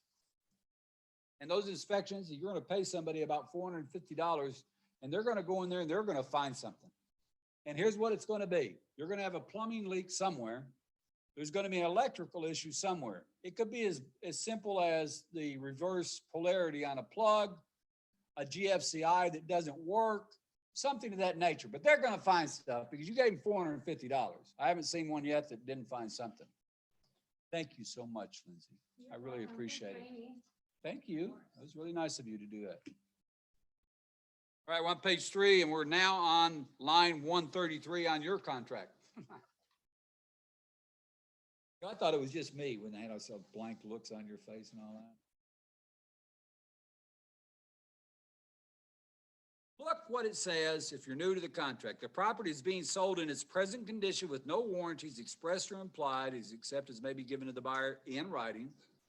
Conditions of the property that are disclosed or clearly visible should be considered by the buyer in setting the purchase price or by making correction of such conditions by seller requirement of the contract. In other words, if I walk up to the house and the glass is broken in the door, should I wait for the inspector to find that? No, write it in the offer. If I walk into a house, I don't care what market it is, and the carpet is torn all up, you know what? And my client says, hey, I want him to replace the carpet prior to closing. Write it in there. The back doors or the doors won't latch or they won't open or whatever it might be, I can write that in. There's a hole in the ceiling. You know, this is a material defect, part of my job. Mr. Buyer, look, there's a hole in it. I'm okay with that. Okay, I pointed it out. But if not, write it in the contract because that's the best place to put those things. In our market, in the current market conditions, probably a bad idea. Well, it's not very big. You know? It hadn't leaked since yesterday. We're good. But the point is that, you know, the contract states it right up front. You know, look at this. You need to understand you're buying it in its present condition. It's not brand new. This house was built in 1960. So that makes it now 82 years old, 81. So it's 81 years old. So understand that. So we need to make our offer based on that. Okay. And then it goes on to say that the buyer may inspect. Did you see that? Buyer may inspect or appraise the property or have an inspector appraise by others on buyer's behalf. Blah, blah, blah, blah, blah. Okay, so who can inspect? Got it. Anyone. The buyer can inspect. The buyer's grandmother can inspect.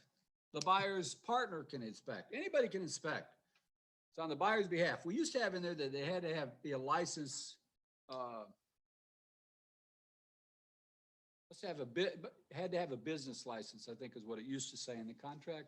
And at least that made them go get one for $25, you know, but not anymore. All right, so who can inspect? The buyer can inspect. He can have it appraised. He can have anybody inspect. He can have anybody who chooses to appraise. Now they skipped this paragraph down, the property data period. This is the one that I and many other agents who have been in the business refer to as a buyer remorse paragraph. What this says, and it doesn't say it like this in here, you can read it if you want to. If I leave 5 days in there and I make you an offer, if I, the buyer, wake up anytime during that 5-day, 24-hour period, and I decide I don't want to buy the house, I can let you know by email that the contract has been terminated. Or I could use MSC 2049N property data review termination notice. Now, why can they terminate the contract? I want you to repeat it to me. Any reason. You didn't repeat it. For any reason, you need to understand that. So most people are doing what if there's any time period in here? They're countering and saying property data is going to. Now, what else are you going to have to counter to zero? Subdivision review rider if it's in there. Because it used to be in this paragraph, that same thing, not the rider, but a statement about restrictions and all of those things. Now, I agree the property data review period, I mean, I think it's okay, but in this market, it really creates problem because I can't check the school district. I can't check the square footage. I can't check to see if there's any pedophiles living next door. You know, I don't have enough time to even look to see if they're going to build an Amazon in my backyard. That's what that review period is for, or criminal activity, you know, things of that nature. So if you're working with buyers, you might counsel them to make sure that they start looking at some of these things prior to, rather than waiting until they write the offer. Because if you write in there 5 days, you could write in there 20 if you wanted to, it's going to get bumped back probably. I'm going to counter it. I counter all of them that have it in there.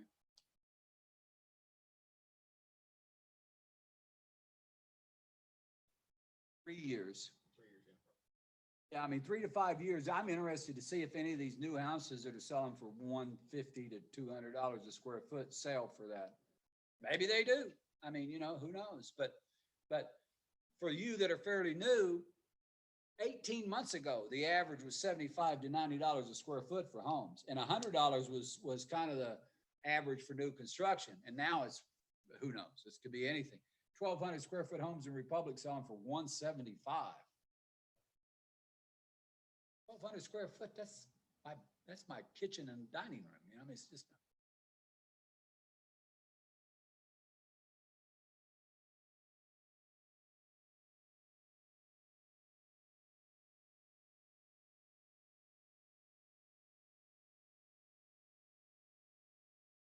So there's two things affecting it right now. One is just market conditions inventory. That started in 2008, and you guys weren't around then, but that's when it started. When the last crash happened, all the banks foreclosed on the builders. The builders got out of the business. Nobody built anything except custom homes, basically, for a few years. Market just stopped. I mean, not the market, but that new construction just stopped, and so we lost all this inventory that should have been building. Well, you got to figure Springfield, just using that as an example. There are people moving here every day. People die, people move, but we're adding population. Well, so when the house doesn't get built, they've got to buy an existing house. And now we're in this inventory shortage. And then now you tack on top of that, this material cost, which they're blaming on COVID, blame everything on COVID, you know, but the material costs have gone so high that I have no doubt the builders' costs have gone up. I just don't think that the costs have gone up that high. They may have. I mean, I'm not out there building, so I don't know. I know every once in a while, I've got a contractor I work with, he'll send me a picture of a 2x4 for $14. I mean, you could buy a whole doghouse for that a while back. Yes, sir.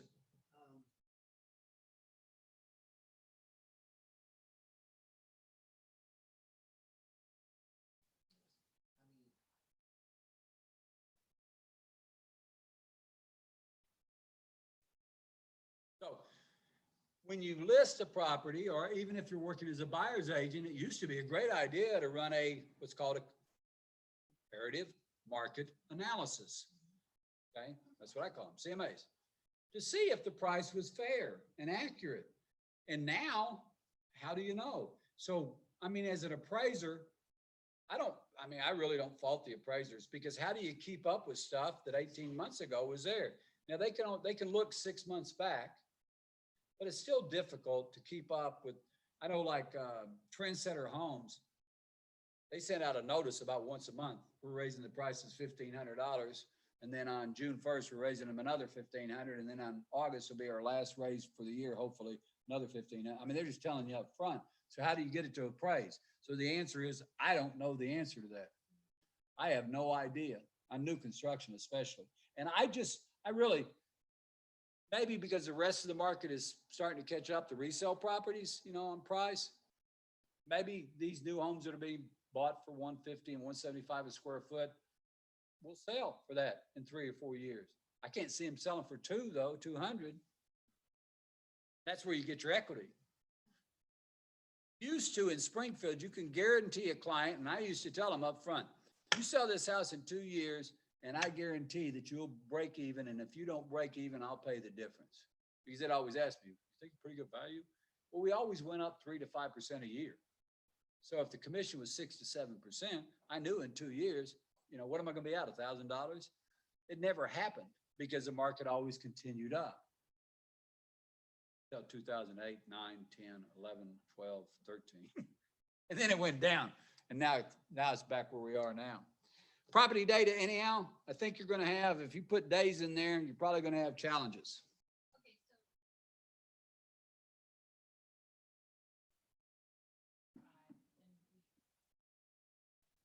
No. so. Uh-uh. No, that's your buyer's request. Your buyer's saying, you know what? I want to make sure that these guys are paying their bills, because what was Copper Mill last year? Copper Mill, I sold a house out there and they were putting in a new pool. And the assessment, I want to say, was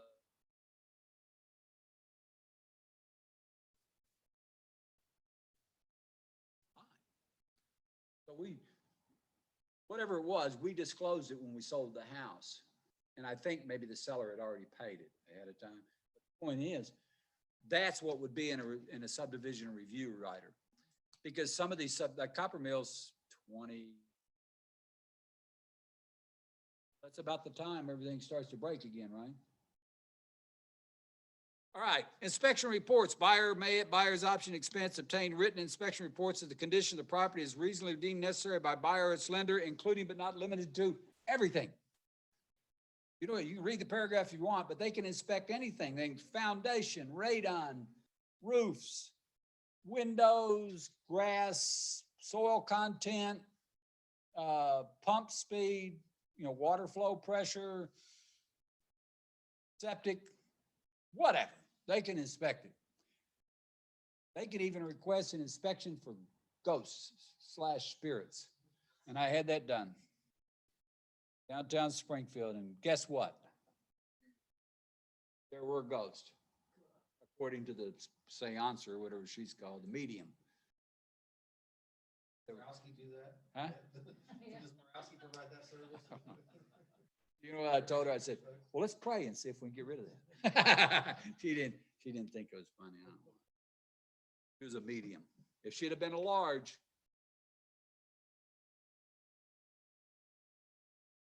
all right, so they can inspect anything. The inspection notice, 157, put 15 in there right now and don't argue with me. Unless you're forced to put something less than that. The problem is the inspectors, especially when they get busy, they're not always Johnny on the spot. And if you're a newer agent, they're not Johnny on the spot at all. Now, if I call somebody, because I've been in it for 20 plus years, and I use primarily the same couple of inspection companies, that is, drop everything and fit it in on a Saturday afternoon, or something. But you can't get that kind of service until you've established a relationship with those people. But you need 15. And here's the reason you need 15. If it's anything outside the city limits and it has sewer or septic and well, it takes longer to get those tests. The well is going to take at least 48 hours. And the septic, somebody's going to have to uncover it. And right now, guess whose responsibility it is? The buyer's. So if you don't want the buyer to have to uncover the septic tank and you're writing on that, There's a rider for that. Where'd you find it? Wanted to look for it. Because, look, who should uncover the septic? The seller. Why? Because the seller lives there and he knows where it's at, maybe, or knows generally where it's at. But the buyer doesn't have a clue. I mean, we don't run around thinking about where the septic systems are on houses. What are we looking at as we're buying a house? Look at that view. Man, look at that man cave. Look at that kitchen. It's got a 12-burner range, things like that. But we're not thinking, man, look at the location of the septic. I mean, if it has the two big green dome lids on it, hallelujah, right? Because all you do is pick them up and they can look down in there. But most old septics, they may have a pipe, they may not have a pipe. So 15 period. And then it goes on to say, if you need a specialist, so like somebody says the roof's bad, and you got to get a roofer up there. The 5 days is automatic. It says you can send over a rider, but you don't have to. You just got to put it in writing. It has to be in writing. A text will work. What would be better? The notice would be best, but what's the next best and which is acceptable? Email. Yeah, but a text will work too because it's in writing. But you just say, you know what? I think we're going to need a specialist to look at some of these things on the report. You do not have to be specific and say the roof, the floor, the chicken coop. Just say, I need a specialist. I'm going to need additional time because it's not clear in there. And so maybe you're just running out of time. Maybe the inspection occurred on day 11. You got the report back on the 13th. Your buyer's slower than molasses and you need more time. So you just say, I'm going to need this additional time, to deal with some of the issues in the report. Okay. Here's the problem, and this is for new people, not for old people or for veterans. Get one report, one. So if you've got a well, a septic, a radon, a foundation, and a general mechanical structural that you're turning stuff in, it's one time you get to ask for things from the seller. So that's why this time is really important, the 15 and 5, or at least 15. Now, if you were a seller in this market, would 10 days be better? Yeah, you're in, you're out, it's over with. But, you just got to be careful with that. I'm just warning you on that. I think 15 is kind of the typical.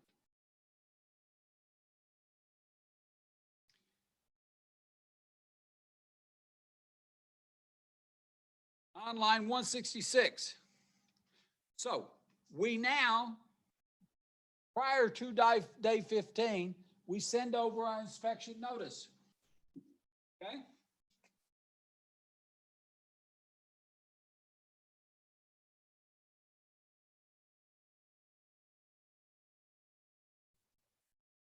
Over there, we got 15 days to get there, but it's got to get there. So if you send it at 12:01 on the 16th day, you've gone past midnight, then you, for my part, are responsible. Unless your buyer just didn't do his job, then you've got it in writing that you've been trying to get it back from him, can't get it back. You send over an inspection notice. The seller, they call it the resolution period.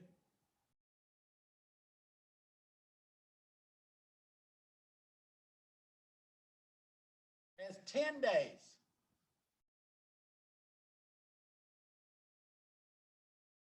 All right? So I send the inspection notice. I've got 10 items on there. Seller sends it back 5 days later and says, I'll do 5 of them. There's a continuation of the inspection notice where I say, look, I'm not accepting that. I want all 10 items done. And then the seller sends back and says, okay, I'll do 7. Now it's day 10. We don't have an agreement. If we don't have an agreement by midnight to the inspection notice that I sent, that I prepared, of items that were in the inspection reports somewhere, they have to be in the report. You can't make that. Contract terminates at midnight.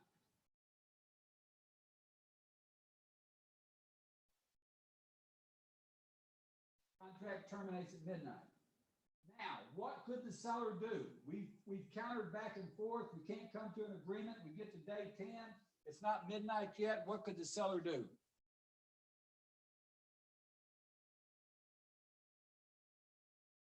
Could ask for a longer resolution period. I'm thinking of a simpler solution. That would be one solution. He said a price change. The seller can agree to everything from the initial inspection notice. Sign it and say, I'm good with everything. We're going to closing. Do that, right? Prior to closing, even though we've we've negotiated back and forth, we can't come to a written agreement. We get to day 10 and the seller goes, man, I'm going to lose this transaction. I'm going to do everything on the original inspection notice. What could the buyer do also?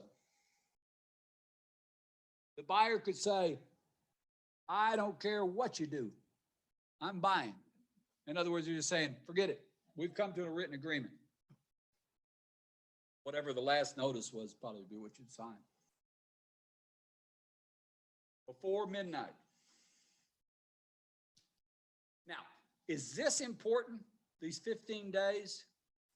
It's probably the most important job we have as agents is making sure these are done in a timely manner, that we counsel our buyer and say, look, don't worry about the caulking around the tub.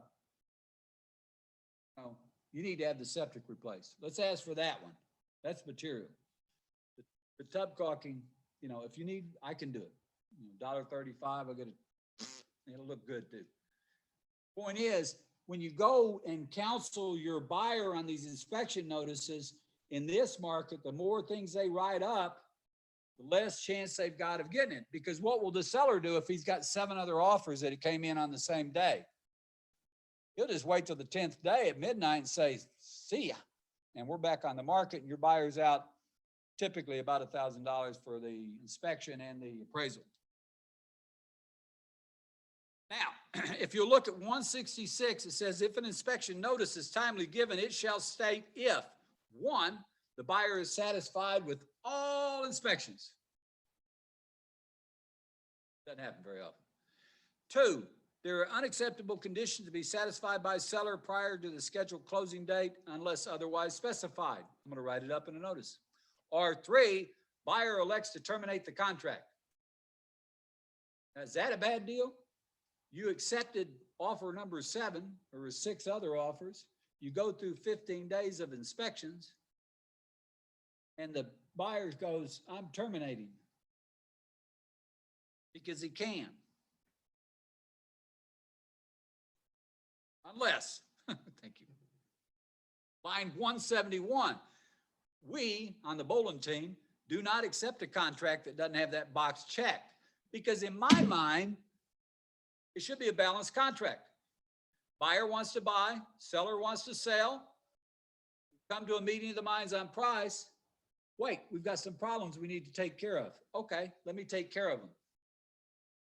And if they're too excessive or I think they're unreasonable, then we can use the resolution period to just say, forget it. That's unreasonable. I'm not putting a new roof on there. I've had 3 roofers look at it and they say it needs repaired. Could the buyer ask for a new roof, even if the inspector says it doesn't need to be repaired? If they just say there's damage, it should be checked by a roof. Yeah, they can. If it's mentioned, it's got to be in the report though. You can't just make up something. I want you to install rain gutters. And if they don't mention rain gutters in the report, unless it's required by the lender, you can't mention it. We're not supposed to. So is 171 important? Say yes. If I'm an admin or an agent, 171 is important. I might ask my agent, if I was an admin, did you see in this offer that they didn't check the box 171? So that means they can cancel this contract after 20 days. If they put 20 blank up there. 20 days. Imagine that. You'll be into the contract 20 days. Your seller's got everything packed. She's 83 years old. She's going to live with her granddaughter in none of the eastern states or northern states. Somewhere. Everybody's moving from those states to get here. So you're not gonna move there, right? All right, so the resolution period, I've already told you what it means. Resolution means to resolve. We're gonna resolve our problems, our differences here. So 10 days is what they have unless it's changed. It's probably gonna stay 10 days. Guess what you could do though in the contract? You could put 5 in there and say, Mr. Seller, you're gonna only have 5 days once I send that inspection notice over. Now, the problem with that is a lot of times the sellers have to get bids on stuff. So they may need 10 days and 10 days may not be enough. But I don't care, right? Because I represent the buyer. I have a fiduciary responsibility. So I'm representing them. I want it short. 10 days isn't short, but it's probably enough time for a buyer or a seller, hopefully, to come to a resolution. They can do a monetary adjustment in lieu of repairs also. If a seller chooses to do a monetary adjustment, check with the lender to see if that's okay.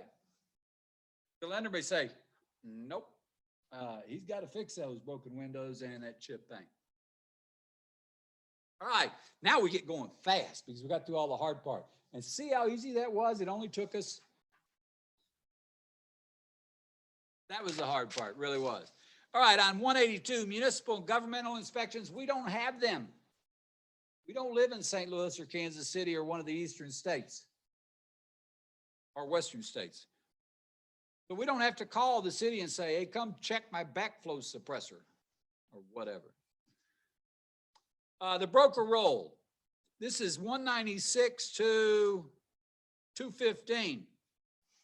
We don't have any responsibility and we don't have any liability at all. We, the broker, me, brokerage, us, we don't have any responsibility unless we hire the people and then they do something or say something that creates a problem in the contract.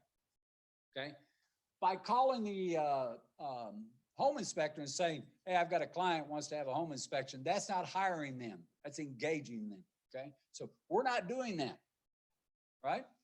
So unless we go there as an agent / brokerage and say, you know what, I wouldn't buy this house unless they replace the roof. I just wouldn't do it, you know. And then the seller overhears that, and the seller says that I interfered in his contract by stating a fact that I have no knowledge about, I'm not a roofer, then I could be liable. But it says as long as you don't do those things, if you just do your job, you have no liability. That's that whole section there. Now, you should read that when you get home tonight. That's what it says, though. Trust me? Okay. Home warranty. Buyer acknowledges that seller is not providing a home warranty. Seller agrees to pay for a home warranty, but only at closing. Make sure you get the correct numbers in there. I think they're 505 now on HSA or 515, something like that. 505. There's a new home warranty company out there. I don't know who it is. But make sure you get the right number in there, all right? Seller has a home warranty plan or service agreement and will transfer it to buyer at closing. That'd be slick. That's a good deal for the buyer. So if somebody's got a home warranty plan in place, you know, that's another reason to buy the house. You can feel a little more comfortable because once it closes, they're not going to call you if there's a problem. They're going to call the home warranty company, which is a good deal. Because if they call you the day after closing and say, hey, the air conditioner's broken, you're going to say, my fiduciary responsibility ends at the term of the contract. Aren't you? No, you're going to say, I'll get somebody over there and look at it. In fact, I'll pay for it too. Home warranties are a good deal. Guess how much it costs to put on a listing? $0. When does the seller have to pay for it?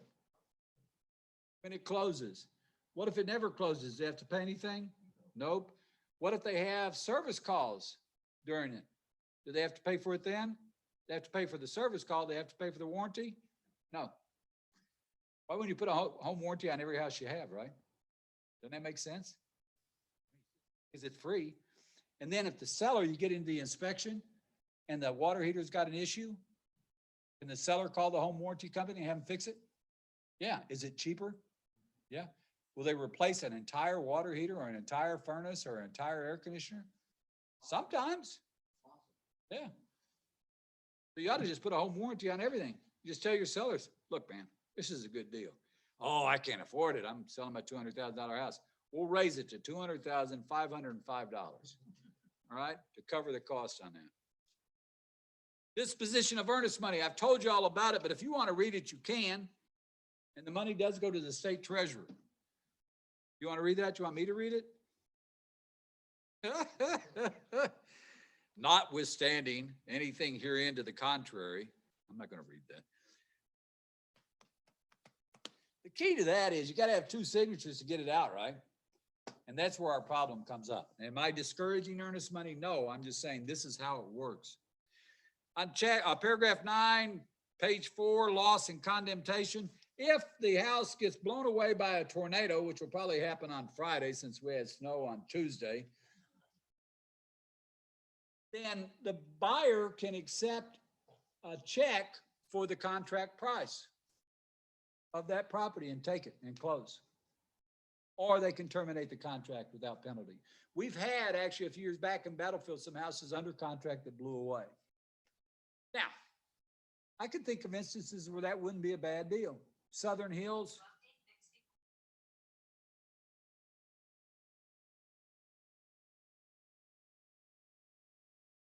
Girl on there called Bixby, and she wants to tell her to continue, and I won't do it. She gets mad.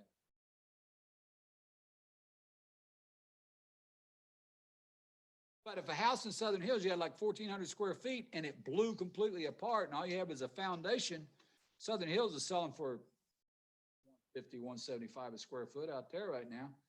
I might take the check, you know, and see if I could build it back and make money.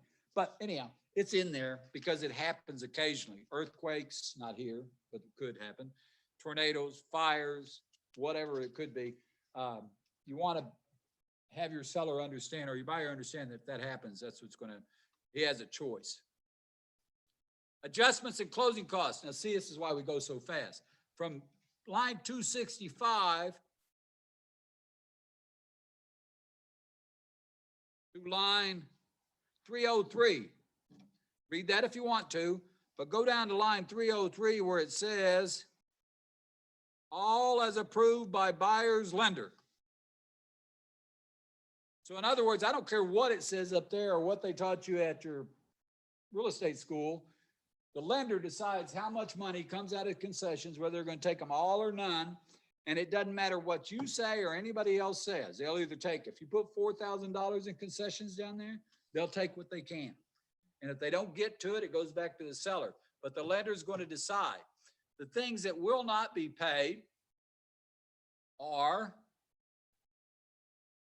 not to include the cost of a home warranty, not to include the cost or money title fees paid by a seller, or any brokerage or transaction fees charged by a buyer's broker. So how many of the buyer's agents here have transaction admin, what do you call them, transaction fees?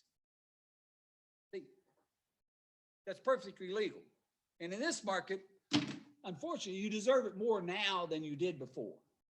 You know, I mean, before you showed 6 houses, you kind of made a choice between the 6, which one you wanted. Now you're showing 16 and you've written 15 offers and you still don't have a house. There ought to be some fees in there, right? Money, time, effort, contracts. I mean, you're writing and writing. So I get it now. So you can charge, what can that number be? Exactly, whatever you want. And it's up to you. So you make a determination on that. All you have to do is be able to justify it to your client. And to me, it'd be, I was up to 2 last night looking for property for you. I put my grandson to bed at 8, and then I went back to the computer and I searched everything. I searched expires. I searched withdrawals. I said, I even laid out a map where I could drive by to see if there's any houses that had tall grass since it's spring. See if I could find you a house. That's why I'm getting paid this fee. This fee does not get split with the brokerage. My commission gets split with the brokerage. So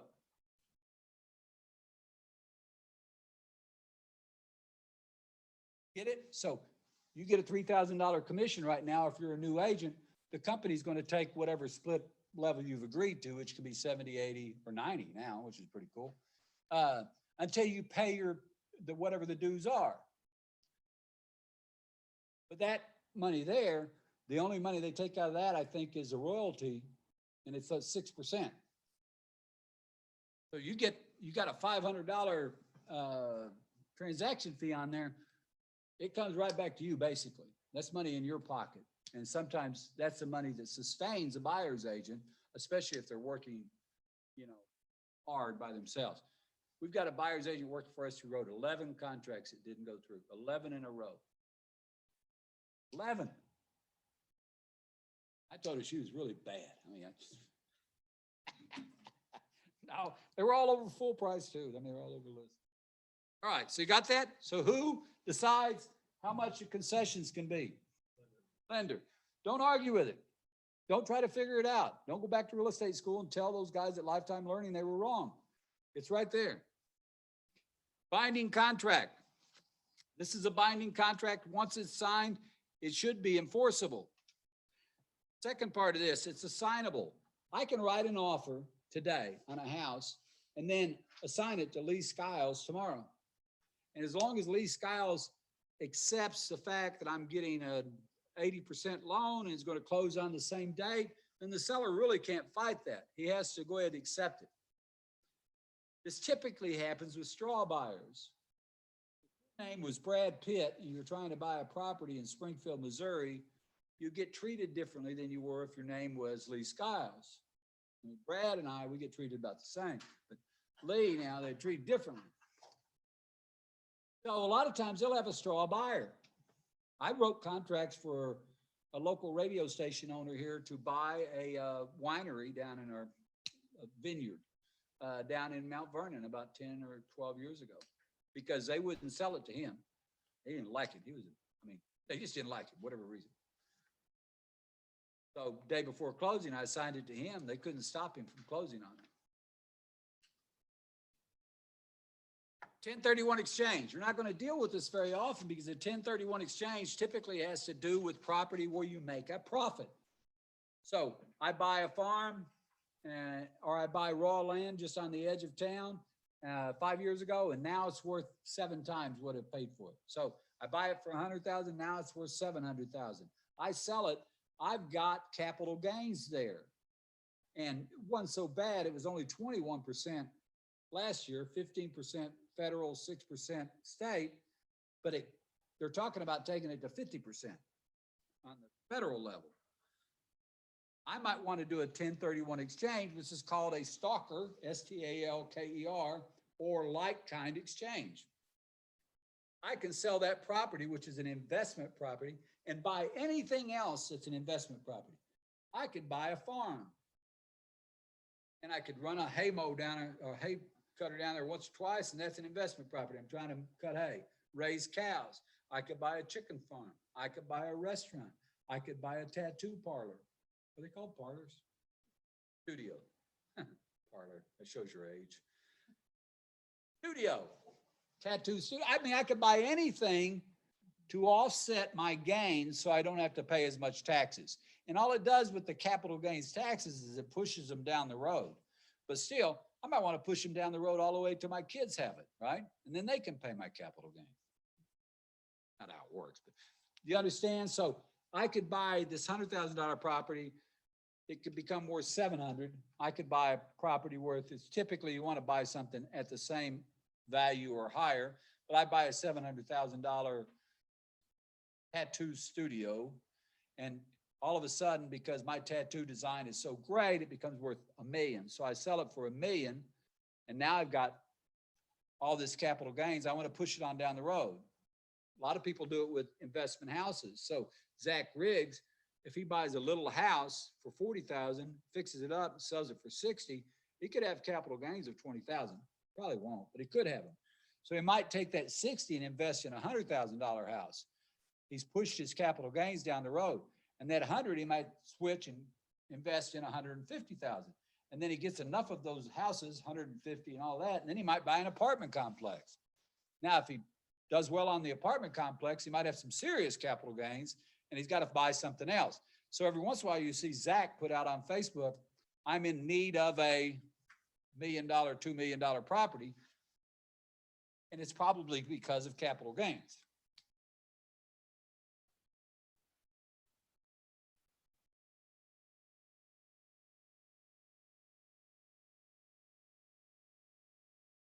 stays in a 1031 account at a title company, Hogan, Waco, Preferred, Great American, Choice. I think all of those guys do it. It's surprising. I sold a farm in Clinton just recently. Clinton's in Henry County. Clinton Title and Abstract is the only title company in Henry County. So I put in the contract, my client will be participating in a 1031 exchange at no additional cost to the buyer. About 2 weeks before closing, they call me and say, oh, by the way, we don't do 1031 exchanges. Like, you're the only title company in the county. What do you mean? Well, we just don't. Okay. Said, you can find a third party. And I'm thinking, what? So we're closing on the property she's buying in Marshfield at D.D. Hamilton. Well, they're the largest title company in Webster County. Guess what? They don't do 1031 exchanges either. So I had to call Hogan and say, look, I'm doing a 1031 exchange. I don't know if you guys can be a third party, what they call a third party intermediary on that. And they said, sure, do it all the time. I never heard of that. I mean, most title companies do it, so I've never had to do that. Anyhow, I sent them both contracts. They took care of the whole thing, charged the buyer $1,250, I think, $1,250 to do the exchange. But what she would have been looking at, she inherited the property and her basis was pretty low. She might have been looking at capital gains of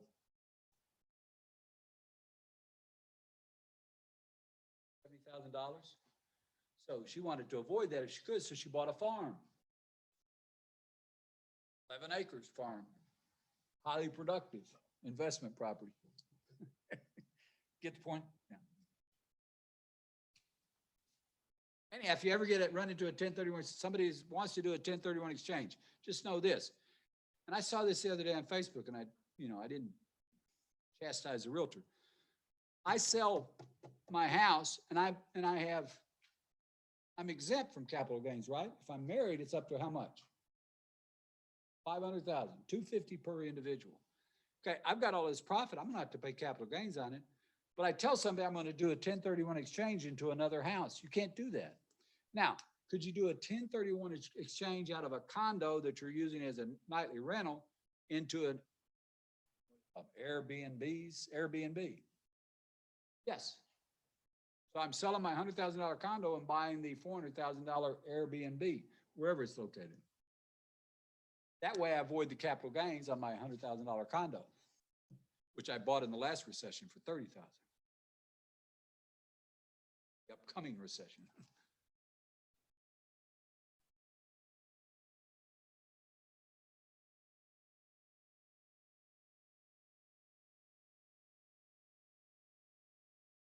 Won't be able to avoid the capital gains on the investment property.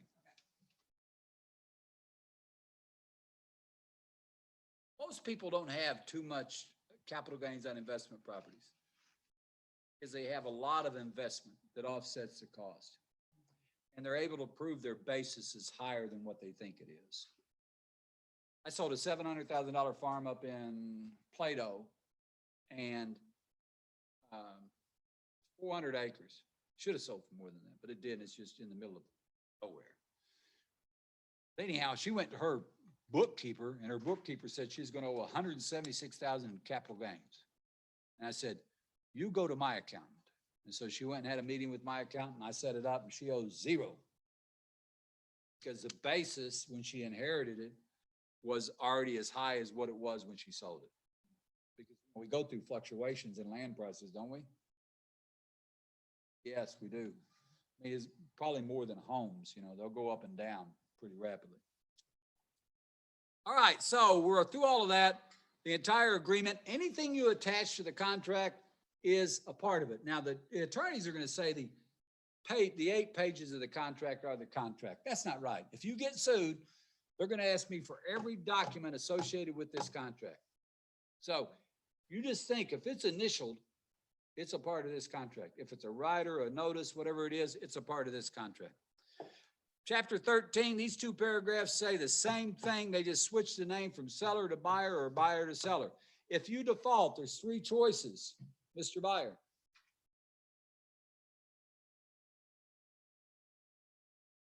If the buyer defaults, the seller may specifically enforce the contract, called specific performance. You've got the seller can enforce the terms and conditions of the contract. So if I'm paying 200,000, then I'm gonna have to pay 200,000 if it's specifically enforced. Plus, on paragraph 14, it'll say, and if I win, the seller, because the buyer's defaulting, then I get my attorney's fees paid. That may or may not happen. Then it says, if the buyer defaults, seller may terminate the contract by notice to buyer and retain the earnest money as liquidated damage and any actual damages that the seller may have. Whatever they mean. It could be anything. Or 3, which is my favorite, pursue any remedy under the law. I'm coming. And hell's coming with me.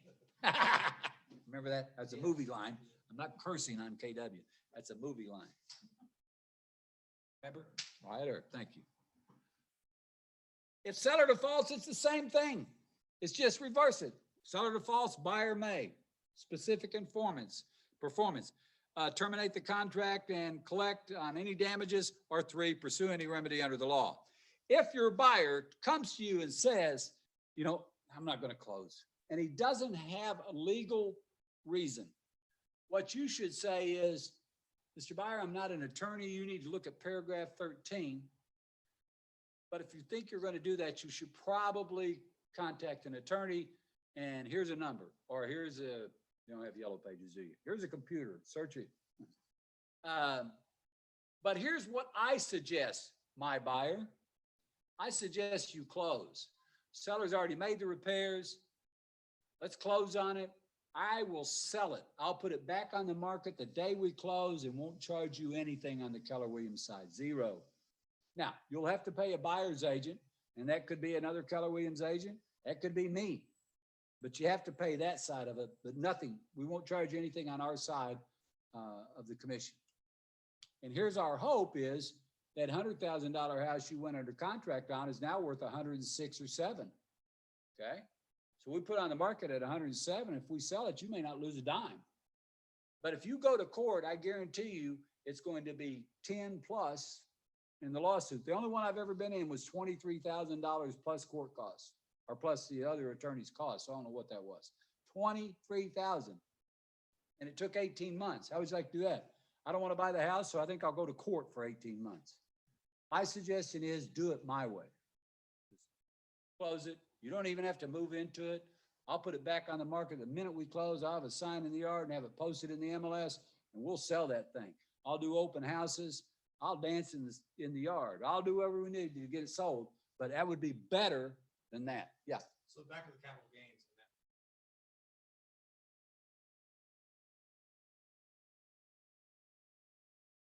Good. But if it's under 500, No, it's got to be your primary residence before that to apply.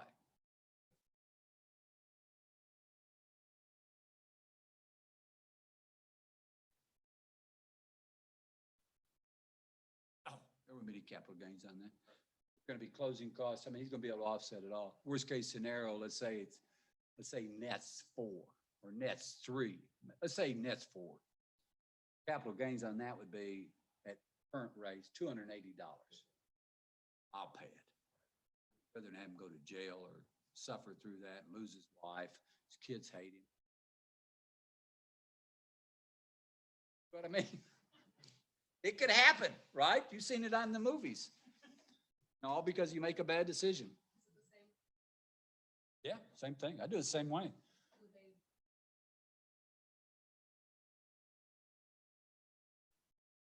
No. Oh, on capital gains, no. On a commercial property, doesn't apply. It's only to personal. On commercial property, you've got capital gains. Better off than an exchange.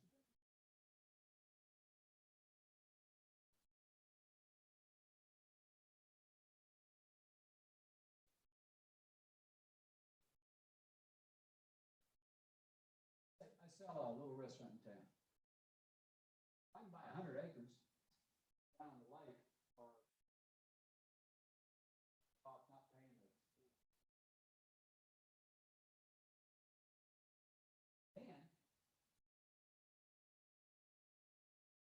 into it. Capital gains. 2 years, though. Let's see. So we got the default deal. Again, default's a bad deal. Anytime anybody says that again, all right, you're not listening to me. Here's the attorneys, go look for them, because you don't want to get involved in that. It's not your job. Now, if the buyer says to you, your buyer says, I want you to, what do you have to do to get me out of this? So well, I can send over a mutual release and see what they say. That's your responsibility. That's part of your job. So even if you don't believe in it, you've been told to do that, you still have a fiduciary responsibility. You send it over. Okay? Now, here's where earnest money comes in. I'm a buyer. I want a default, and I've got $2,000 in earnest money. So I tell him, the buyer, look, will you give up the earnest money to get out of this contract? No. Well, it is a binding contract. If they sue you, it's going to cost you more than $2,000. If they say, well, let's consider that. So I call the other agent. I don't send him the mutual release yet. And I say, look, my client is going to try to terminate this contract. He's asked me to send a mutual release. Let your seller know and see if he'll take the earnest money of going in and going forward, Goes, yeah, I write it in there and the money goes to the seller. I send it over to the title company releases it directly to the seller once it gets both signatures. All right, 15, the disclosure statement. Buyer confirms before signing this offer to purchase that they received the seller's disclosure statement. I bet 20% of all the listings we're getting now are making no disclosures. They're just going, because they don't think they have to with the way the market is. But if you are a listing agent, make sure that you get that disclosure in, because look at B. Seller agrees to provide buyer with the seller's disclosure statement within blank 1 day, if none stated, after the effective date. Buyer then has 3 days, if left blank, after delivery of the disclosure statement to review it and deliver notice to seller if this contract is to be terminated. So you're a listing agent and you take the listing at 7 o'clock at night and you think, I'm just going to go home. In this market, what's going to happen? By 9 o'clock tomorrow, you may have already had 6 showings, right? They write the offer, you accept the offer, and then you send over the disclosure. You under contract? Yes. Can they terminate within 3 days? Yes. They can terminate within 3 days. It's another like buyer remorse deal. So what would be the best standard procedure to follow? Load the disclosures. You're right. When you load the contract, load the disclosures. And why? And the lead-based paint's another one in there, because they're going to fine you if you don't at the boards. I mean, not just our board, the boards out in the country and the boards up north and the boards east and south. Everybody's fining everybody now. So get your disclosures online so you don't have that happen. Or C, no seller's disclosure statement will be provided by seller. We see this too. However, the way our disclosure statement is made right now, there are 4 items on that are required by statute, either federal or state. So those have to be checked. The problem with that is there's no way to sign off right there at the bottom of that, on page 1, which would be perfect, right? And then you make no disclosures the rest of the way. But there's no way to do that. But those are required by statute. Troubled, Lee?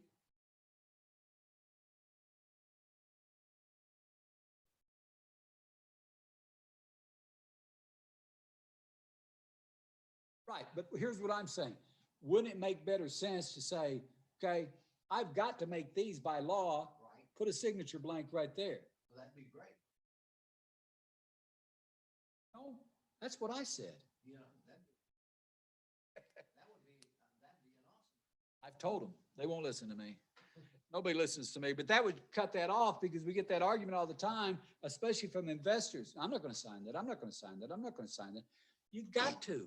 Either you made meth in there or you didn't, Was it a dump site? No, I mean, you need to mark those 4. All right. And then, first of all, and remember this about seller's disclosures in the state of Missouri, mandatory or voluntary? Voluntary, completely voluntary. We don't have to make any disclosures. Now, does it make sense to make disclosures? It does to me. If I know something, I should tell it, and I tell my clients as they're filling it out, and they say, I don't know, right? I don't know. That's okay. That's your disclosure. I don't know. I don't know. How old's the roof? I don't know. Fair enough. In bold, it says seller confirms that the information in the seller's disclosure statement, if any, is or when delivered will be accurate to the best of seller's knowledge. And then if something happens, they say that we'll update you. This is one of my boogaboos, is that we'll have a house that goes under contract and it'll have an inspection, and the inspection will find all kinds of issues, and the contract will not close, and then the house goes right back on the market and the seller's disclosures aren't updated. I think that's fraudulent, because what are you told to do as an agent? If you know, everybody else knows. If you know it, then everybody else knows. So if you hide it as a listing agent, once you know it, then I think you're committing fraud, right along with the seller. So don't do it. I just say, and that's what I've told my seller before. Now you realize we're gonna have to disclose all of these issues that you're not wanting to fix. And they go, I don't have to disclose those. You told me it's voluntary. I said, it's voluntary. I said, but you know it, I know it now. So there isn't any voluntary to it. We've got to disclose those items. Terminate the contract. Or continue to represent it, but tell him that, okay, anybody that calls or writes an offer on this, I'm gonna have to tell them these issues. Are you okay with that? Goes, and terminate the contract. It's not worth your license. And who wants to do business with bad people? See, I don't like bad people.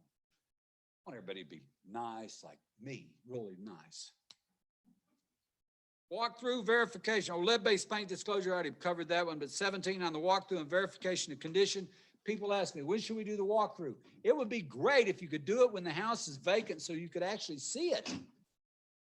But you can't always do that. Sometimes you have to do it a couple days ahead of time. So I suggest you do it at the convenience of the buyers and the sellers. Now, the sellers cannot stop you from doing a walkthrough. We had an agent in the blue company over here that didn't want our client to do a second walkthrough, because they did a walkthrough 4 days before, and there were, moving boxes and everything was still in the house. And they just wanted to walk through and make sure there were no holes in the walls, tears in the carpet, and that it was reasonably clean. And he refused in writing. He said, no, we're not doing it. And I pointed him back and said that, look, you can't not allow this, it can be a condition of the contract if you want it to be. So do your walkthroughs, and what you're looking for are material changes in the property. A walkthrough is not a condition for closing. That's not what it's part of. It's just to see that the house is in basically the same condition it was when you wrote the offer, and there's not been any material changes, and that the repairs have been completed to your satisfaction. Now, how do you make sure the repairs are completed to your satisfaction? Have a re-inspect, because who found those problems? The inspector, not you. So, and I used to do this. I used to go over and look at it myself because I have a contracting background and say, yeah, that looks good, I was putting myself in a situation of liability as I shouldn't have done. So now I just tell them, we really should get a re-inspect. It's going to cost X, whatever it costs from whatever company it is. And then they can go back in there and say, yep, it's done to our satisfaction. Now who has the liability? The inspector, not me. And I think that's just a good idea. Signatures. Look, when you're signing this, you can sign it wet, and then you can send it to your spouse and he can electronically sign it. But all these signatures are considered to be the same, basically, even if they're executed in multiple counterparts. Governing law and construction, these are legal terms. A buyer could be 6 people. A seller could be 7 people, or they could be 1 person. That's what they mean when they say construction. Notices. Any notice, consent. I'm on page 7 now. Trying to help you guys get out of here. Oh, you're so excited about staying, but Any notice, consent, approval, request, waiver, objection, or other communication collectively called the notice required under this contract to be delivered to seller shall be in writing. No handshakes, kisses, and hugs. Put it in writing. And shall be deemed delivered to seller upon delivery thereof to the broker assisting the seller. So if I send it to you, it's there. Here's where the problem occurs. You get a signature on a contract, okay? But you don't send it to the other agent. And they get another contract that is signed. You're out, even though you had your signature 7, 8, 10, 12, 14 hours before, because they did not receive it because it didn't constitute proper notice.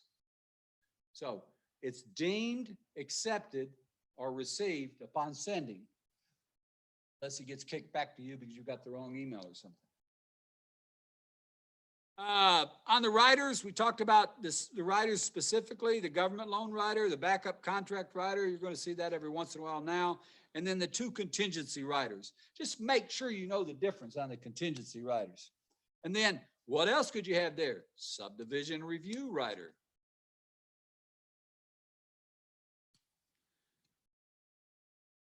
And then on 400, this contract is designed for use in connection with completed construction. It doesn't work very well for new construction. Most of our agents still use it for new construction to write the contract, but you're going to end up with riders or attachments or amendments, because if I write on a new construction home that's not completed, I mean, think of what has to be selected and approved by the buyer and the contractor. Roof, exterior paint, exterior material, sidewalk, porch or no porch, post or no post, trees, landscaping, tile, carpet, jetted tub, jetted shower, whatever. I mean, there's a laundry. Think of a new house, what you're going to have. So that's why this contract doesn't work very good. If you're working with a builder on new construction, you need to ask their seller, their agent representative, do you have a checklist that I can go through with my buyer, where my buyer can sit down with the builder or the builder's representative and go through these things and get them initialed? I want weathered gray tile, and I want whatever it might be, whatever the choices are, okay? You could have a rider or an attachment A, maybe not a rider, that you put on to the contract with all of those items in there. And then if you did, you check the box and write in what it is. Special agreements, you can write anything you want to in there. So remember I said about the,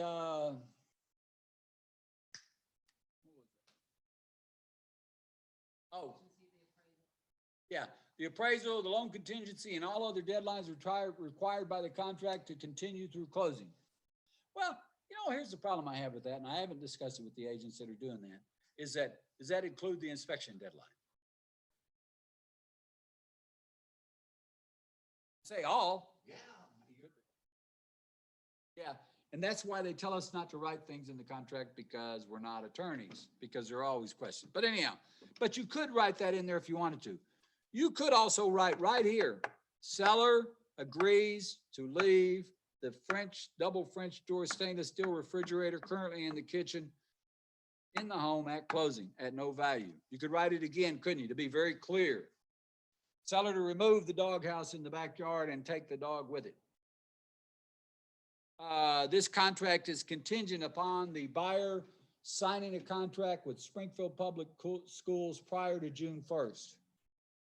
That could go there too, and it becomes a contingency for the contract. If you're buying something yourself, or you're representing your husband, wife, sister, daughter, uncle, niece, I think you need to fill this next section out. It's pretty clear on what it says. Either you have a personal interest or you don't. Same thing if you're selling. If you're selling something, then you need to mark that. And you need to put it in your disclosures. And you need to disclose it to the public in the MLS. Not just put it, you know, down buried in the disclosures that you're an owner agent. Sources of broker's compensation, 99.9% of the time is coming from the seller.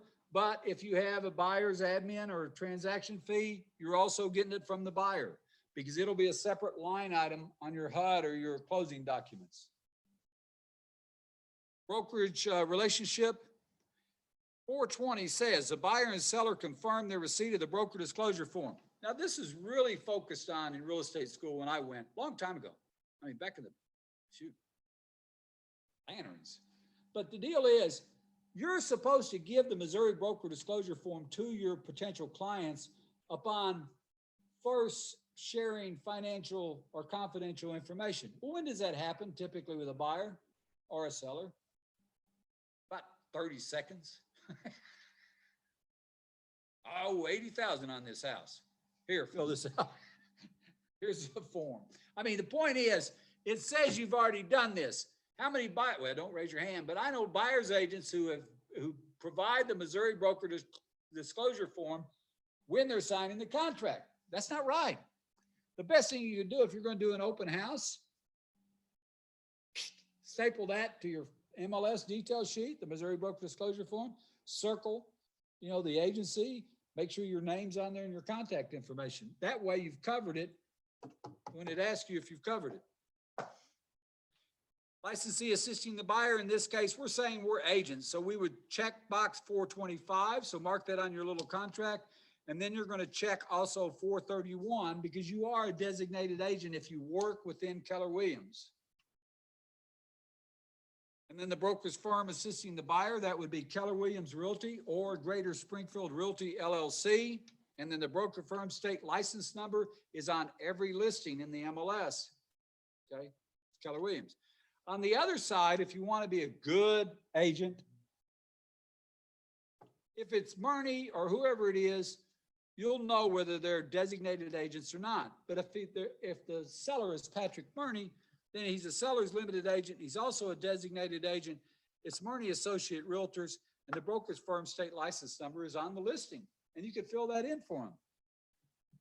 Think how helpful that would be when it comes time for compliance. And then on the second page is where they've moved this to now is your signature, your printed name, your licensee state license number. That's not the same as the brokerage number, and that is not your NERDS number. That is your license number and the date. We are a franchise that takes care of that. Sales information is going to the MLS unless we get a document signed that says, signed by the seller and the buyer, that says this information will not be in the MLS. So if your client says, I don't want that, I don't want anybody to know what I paid for the house, then you fill out the document that says, quote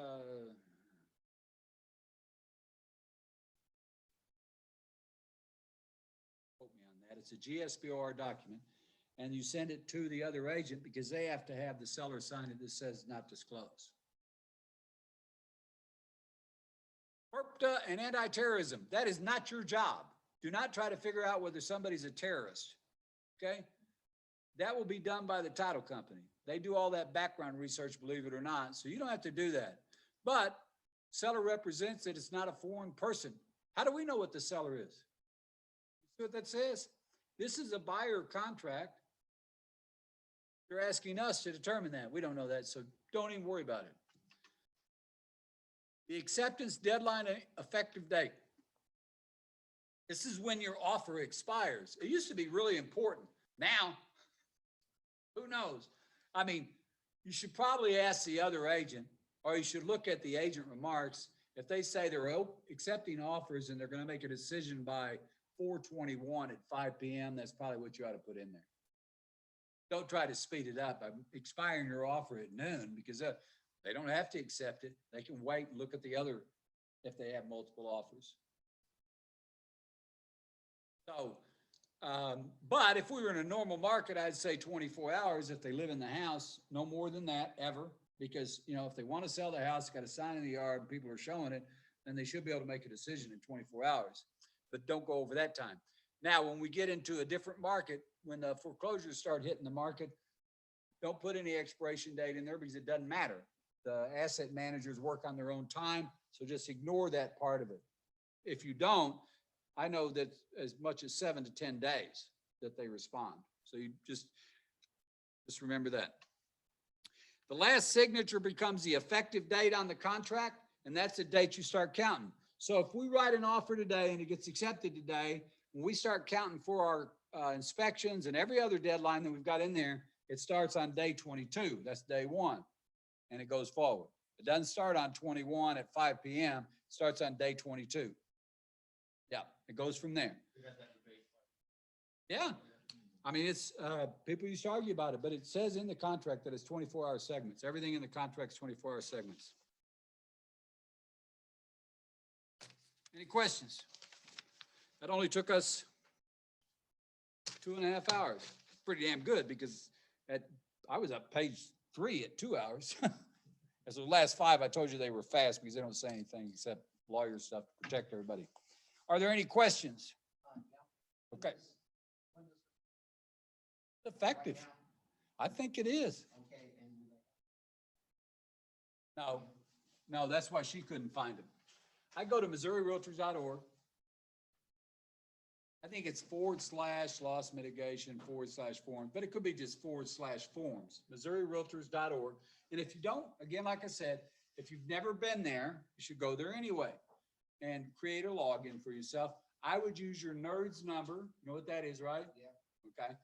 Write that in there because that's what you sign into SOMO, right? And then a simple, just 4-letter or some simple password that you can remember or have the computer remember. It doesn't have to be very big. Mine's 5252. So, I mean, it's like, I can't forget that, pretty easy. But they've got all the forms. So if you're ever looking for a form and you can't find it in DocuSign or Command, or I'm still using .loop, in .loop, then you should you can go there. I've got it on my desktop and I just click on it and go in there and find whatever I need.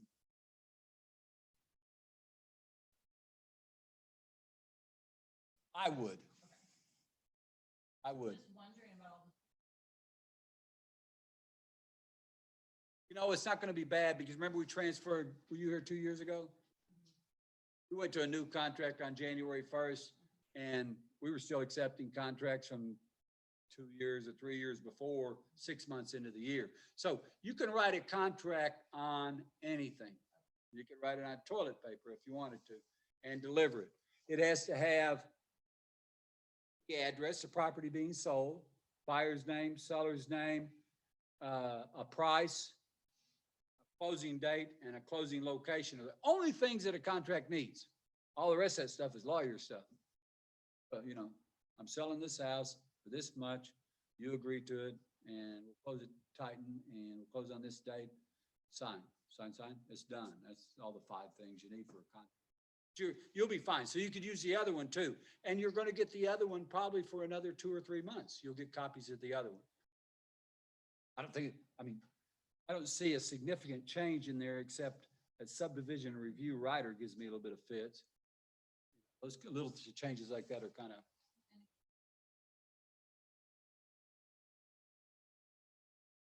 They're asking for the time. So the seller doesn't have to provide it. It's responsive. You'll see when you see the writer that it's a responsibility of the buyer to go out and get that information. How good that's going to work. It's going to be the agent, We used to back in the days when he printed everything off. I remember we had 5 or 10 at Earl Jones when I was there. So this is prior to 2010. Cabinet full of CC&Rs. Stored in the lower level of the basement, just stored down there, and you just go down and cars for a subdivision, right out of the drawer. Now we just call the title company, and they've got them like that. Yes, sir.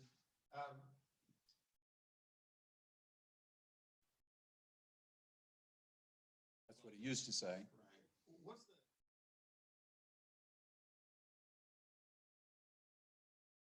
No, it says, unless specified otherwise, seller warrants property to be vacant as of the time of closing, except for tenants, and in its present condition, together with any improvements or repairs required by this contract, ordinary wear and tear accepted and free of any debris or personal property not included.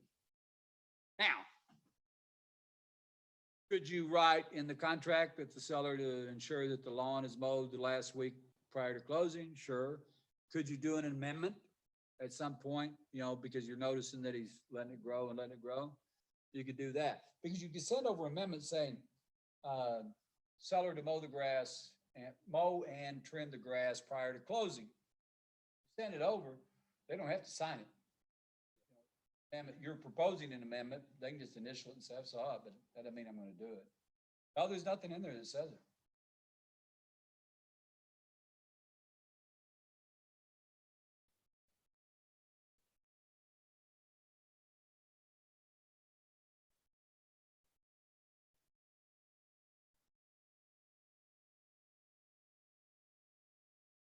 How big is it? The part to actually mow, I don't know, it's at least. Well, you know, it's a funny story, but Phil Reed and I co-listed a property out in Wires, which is 15 miles south of Ava, so it's, I mean, back there. Phil lives in Hartville, thankfully. Anyhow, I mean, the grass was getting up to the tables, you know, but already moved too. So I mentioned it to him, he says, blank them, I'm not doing anything. You know.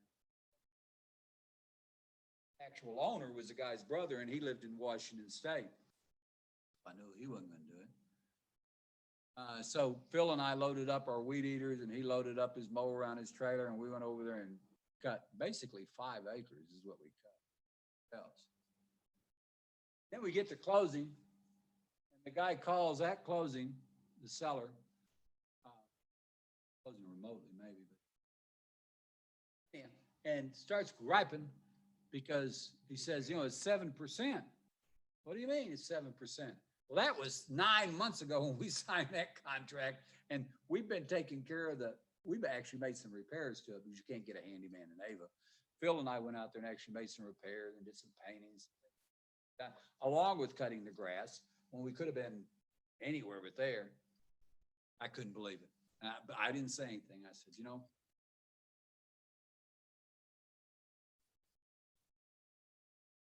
probably did say, told it ourselves, we'd sell it for 6%.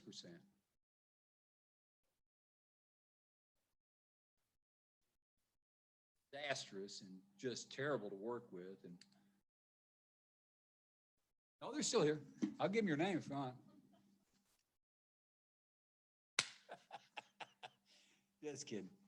But it was a disaster. Phil and I both said, never again.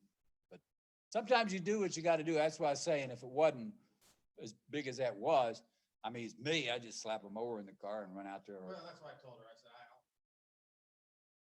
Yeah. If I need to. Just curious what. There is nothing in there. I mean, it's obviously a courtesy, and we have this problem, especially in the spring, early spring, through about June or 1st of July, where the grass will grow and you need to cut it twice a week. And there's, you know, if somebody moves out early like she did, because you were supposed to close, I would tell the buyer, look, you know, if you'd have closed on time, the grass was cut. Who's the other agent? Probably the same one I work with. You know what? It doesn't matter what company you're with. You're not always going to have good transactions. I'm sure there's people out there that don't like me. I mean, you know, but you do your very best. And in a situation like that, if I was on the buyer's side and I was the buyer's agent, I would be finding somebody to mow the grass because it was my. I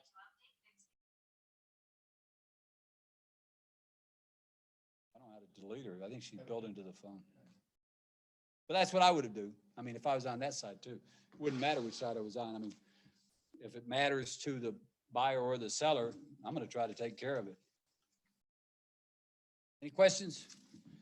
You can always call me. You know that? And people do occasionally.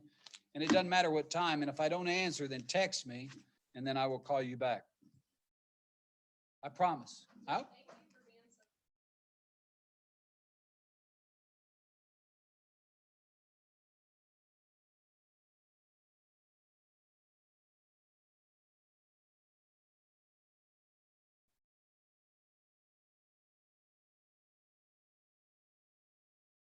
No, the thing is too, with real estate school, just pass the test. Don't try to, I mean, no offense, you want to learn enough to pass the test because you really don't use a lot of that. I mean, I can still remember, what was that, owners in tenancy. I mean, we went over that for hours in class and that's not my job. The title company does that. They say, are you going to be a joint tenant? So, you know, what's your tenancy going to be? I mean, they talk to the buyer or the seller or the buyers about that, but they never ask me that question. We spent hours on it. And then the stupid proration interest rate. They made me buy a calculator, of HP 93B. They did. We had to buy an HP 93B. Do you have to do that?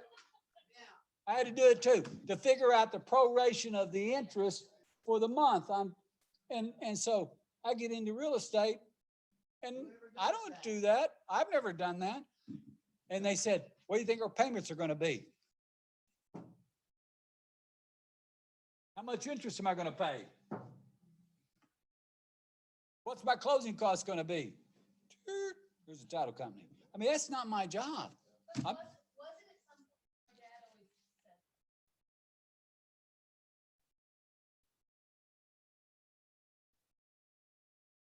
Oh, yeah. He had a form and Yeah. figured it all out. Yeah. Never. I mean, after the first day I got in real estate, I didn't do any of that. I thought, that's not my job. My job. Yeah, you would be. That's even the seller's net sheet. I don't know what to do. Seller's net sheet. If you do a seller's net sheet, the line on there are two places, at the top and at the bottom, it says estimate. Circle that, baby. I've had people, I do a seller's net sheet and they say,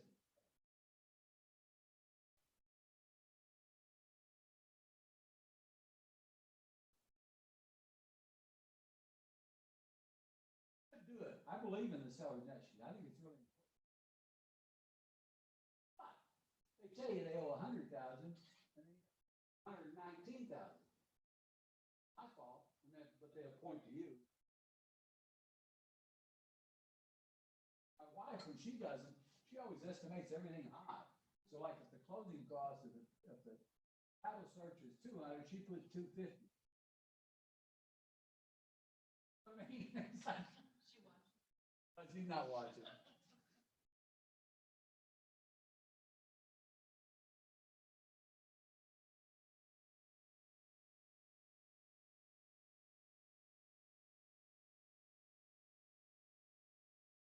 Thank you. Hey, I really appreciate all you guys coming. We had a big class when we started. Hey, good luck. We can help you on the test. Take those practice tests over and over. Practice those, because all you want to know is you got to make 75, right? Nobody cares that you make. Only been one or two people.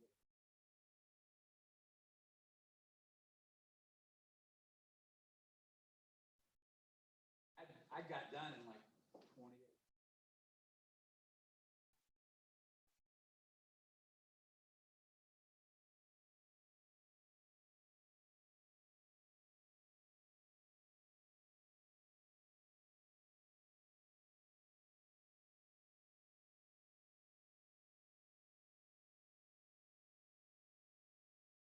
I go directly to it.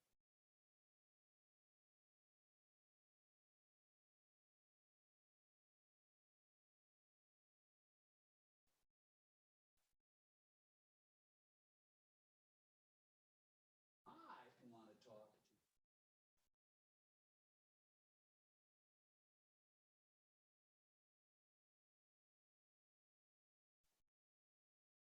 Oh, Aaron. But if you'll send me an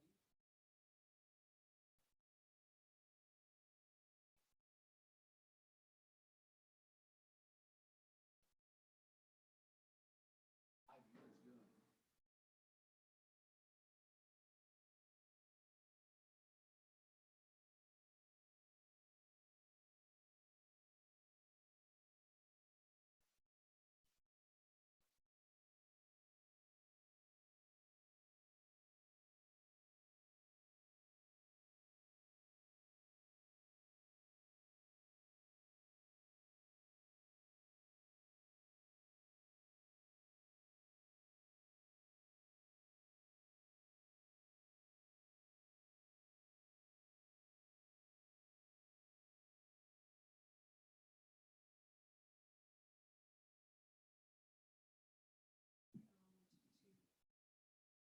Called me on that and asked if he could listen. I said, there's nothing against you listening.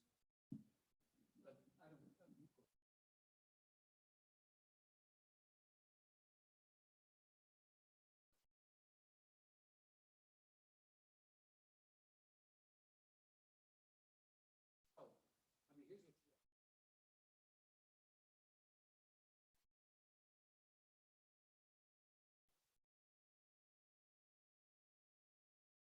plan that you expect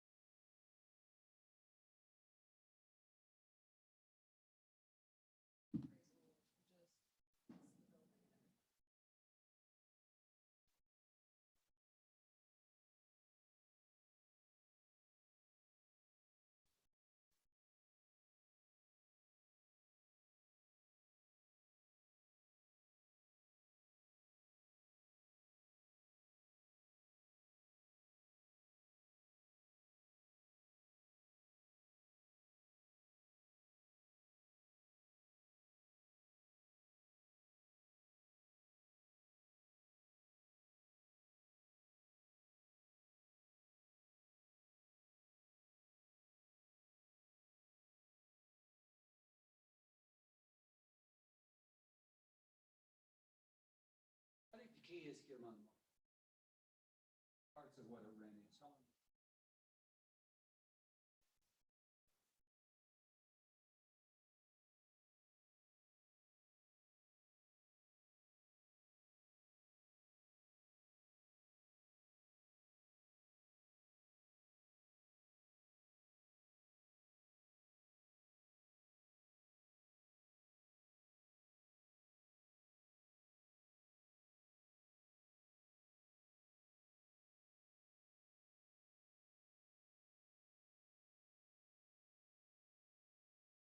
So that doesn't matter. I mean, that doesn't matter.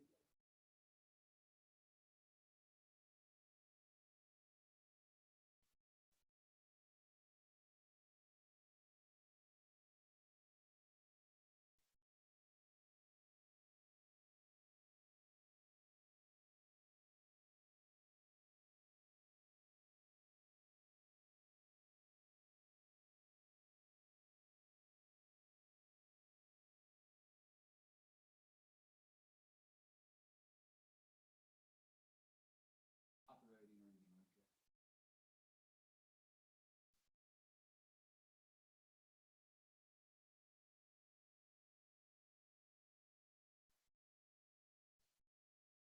that. Have 40 kids.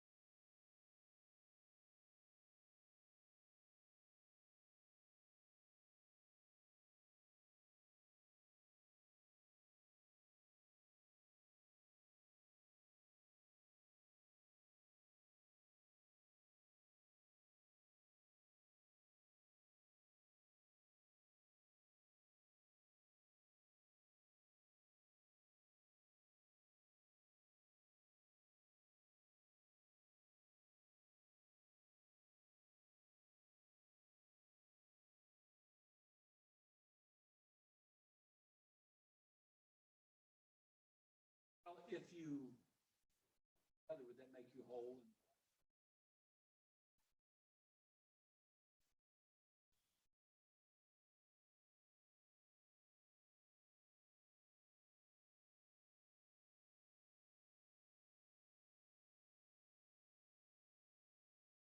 Great, if only that money was in my.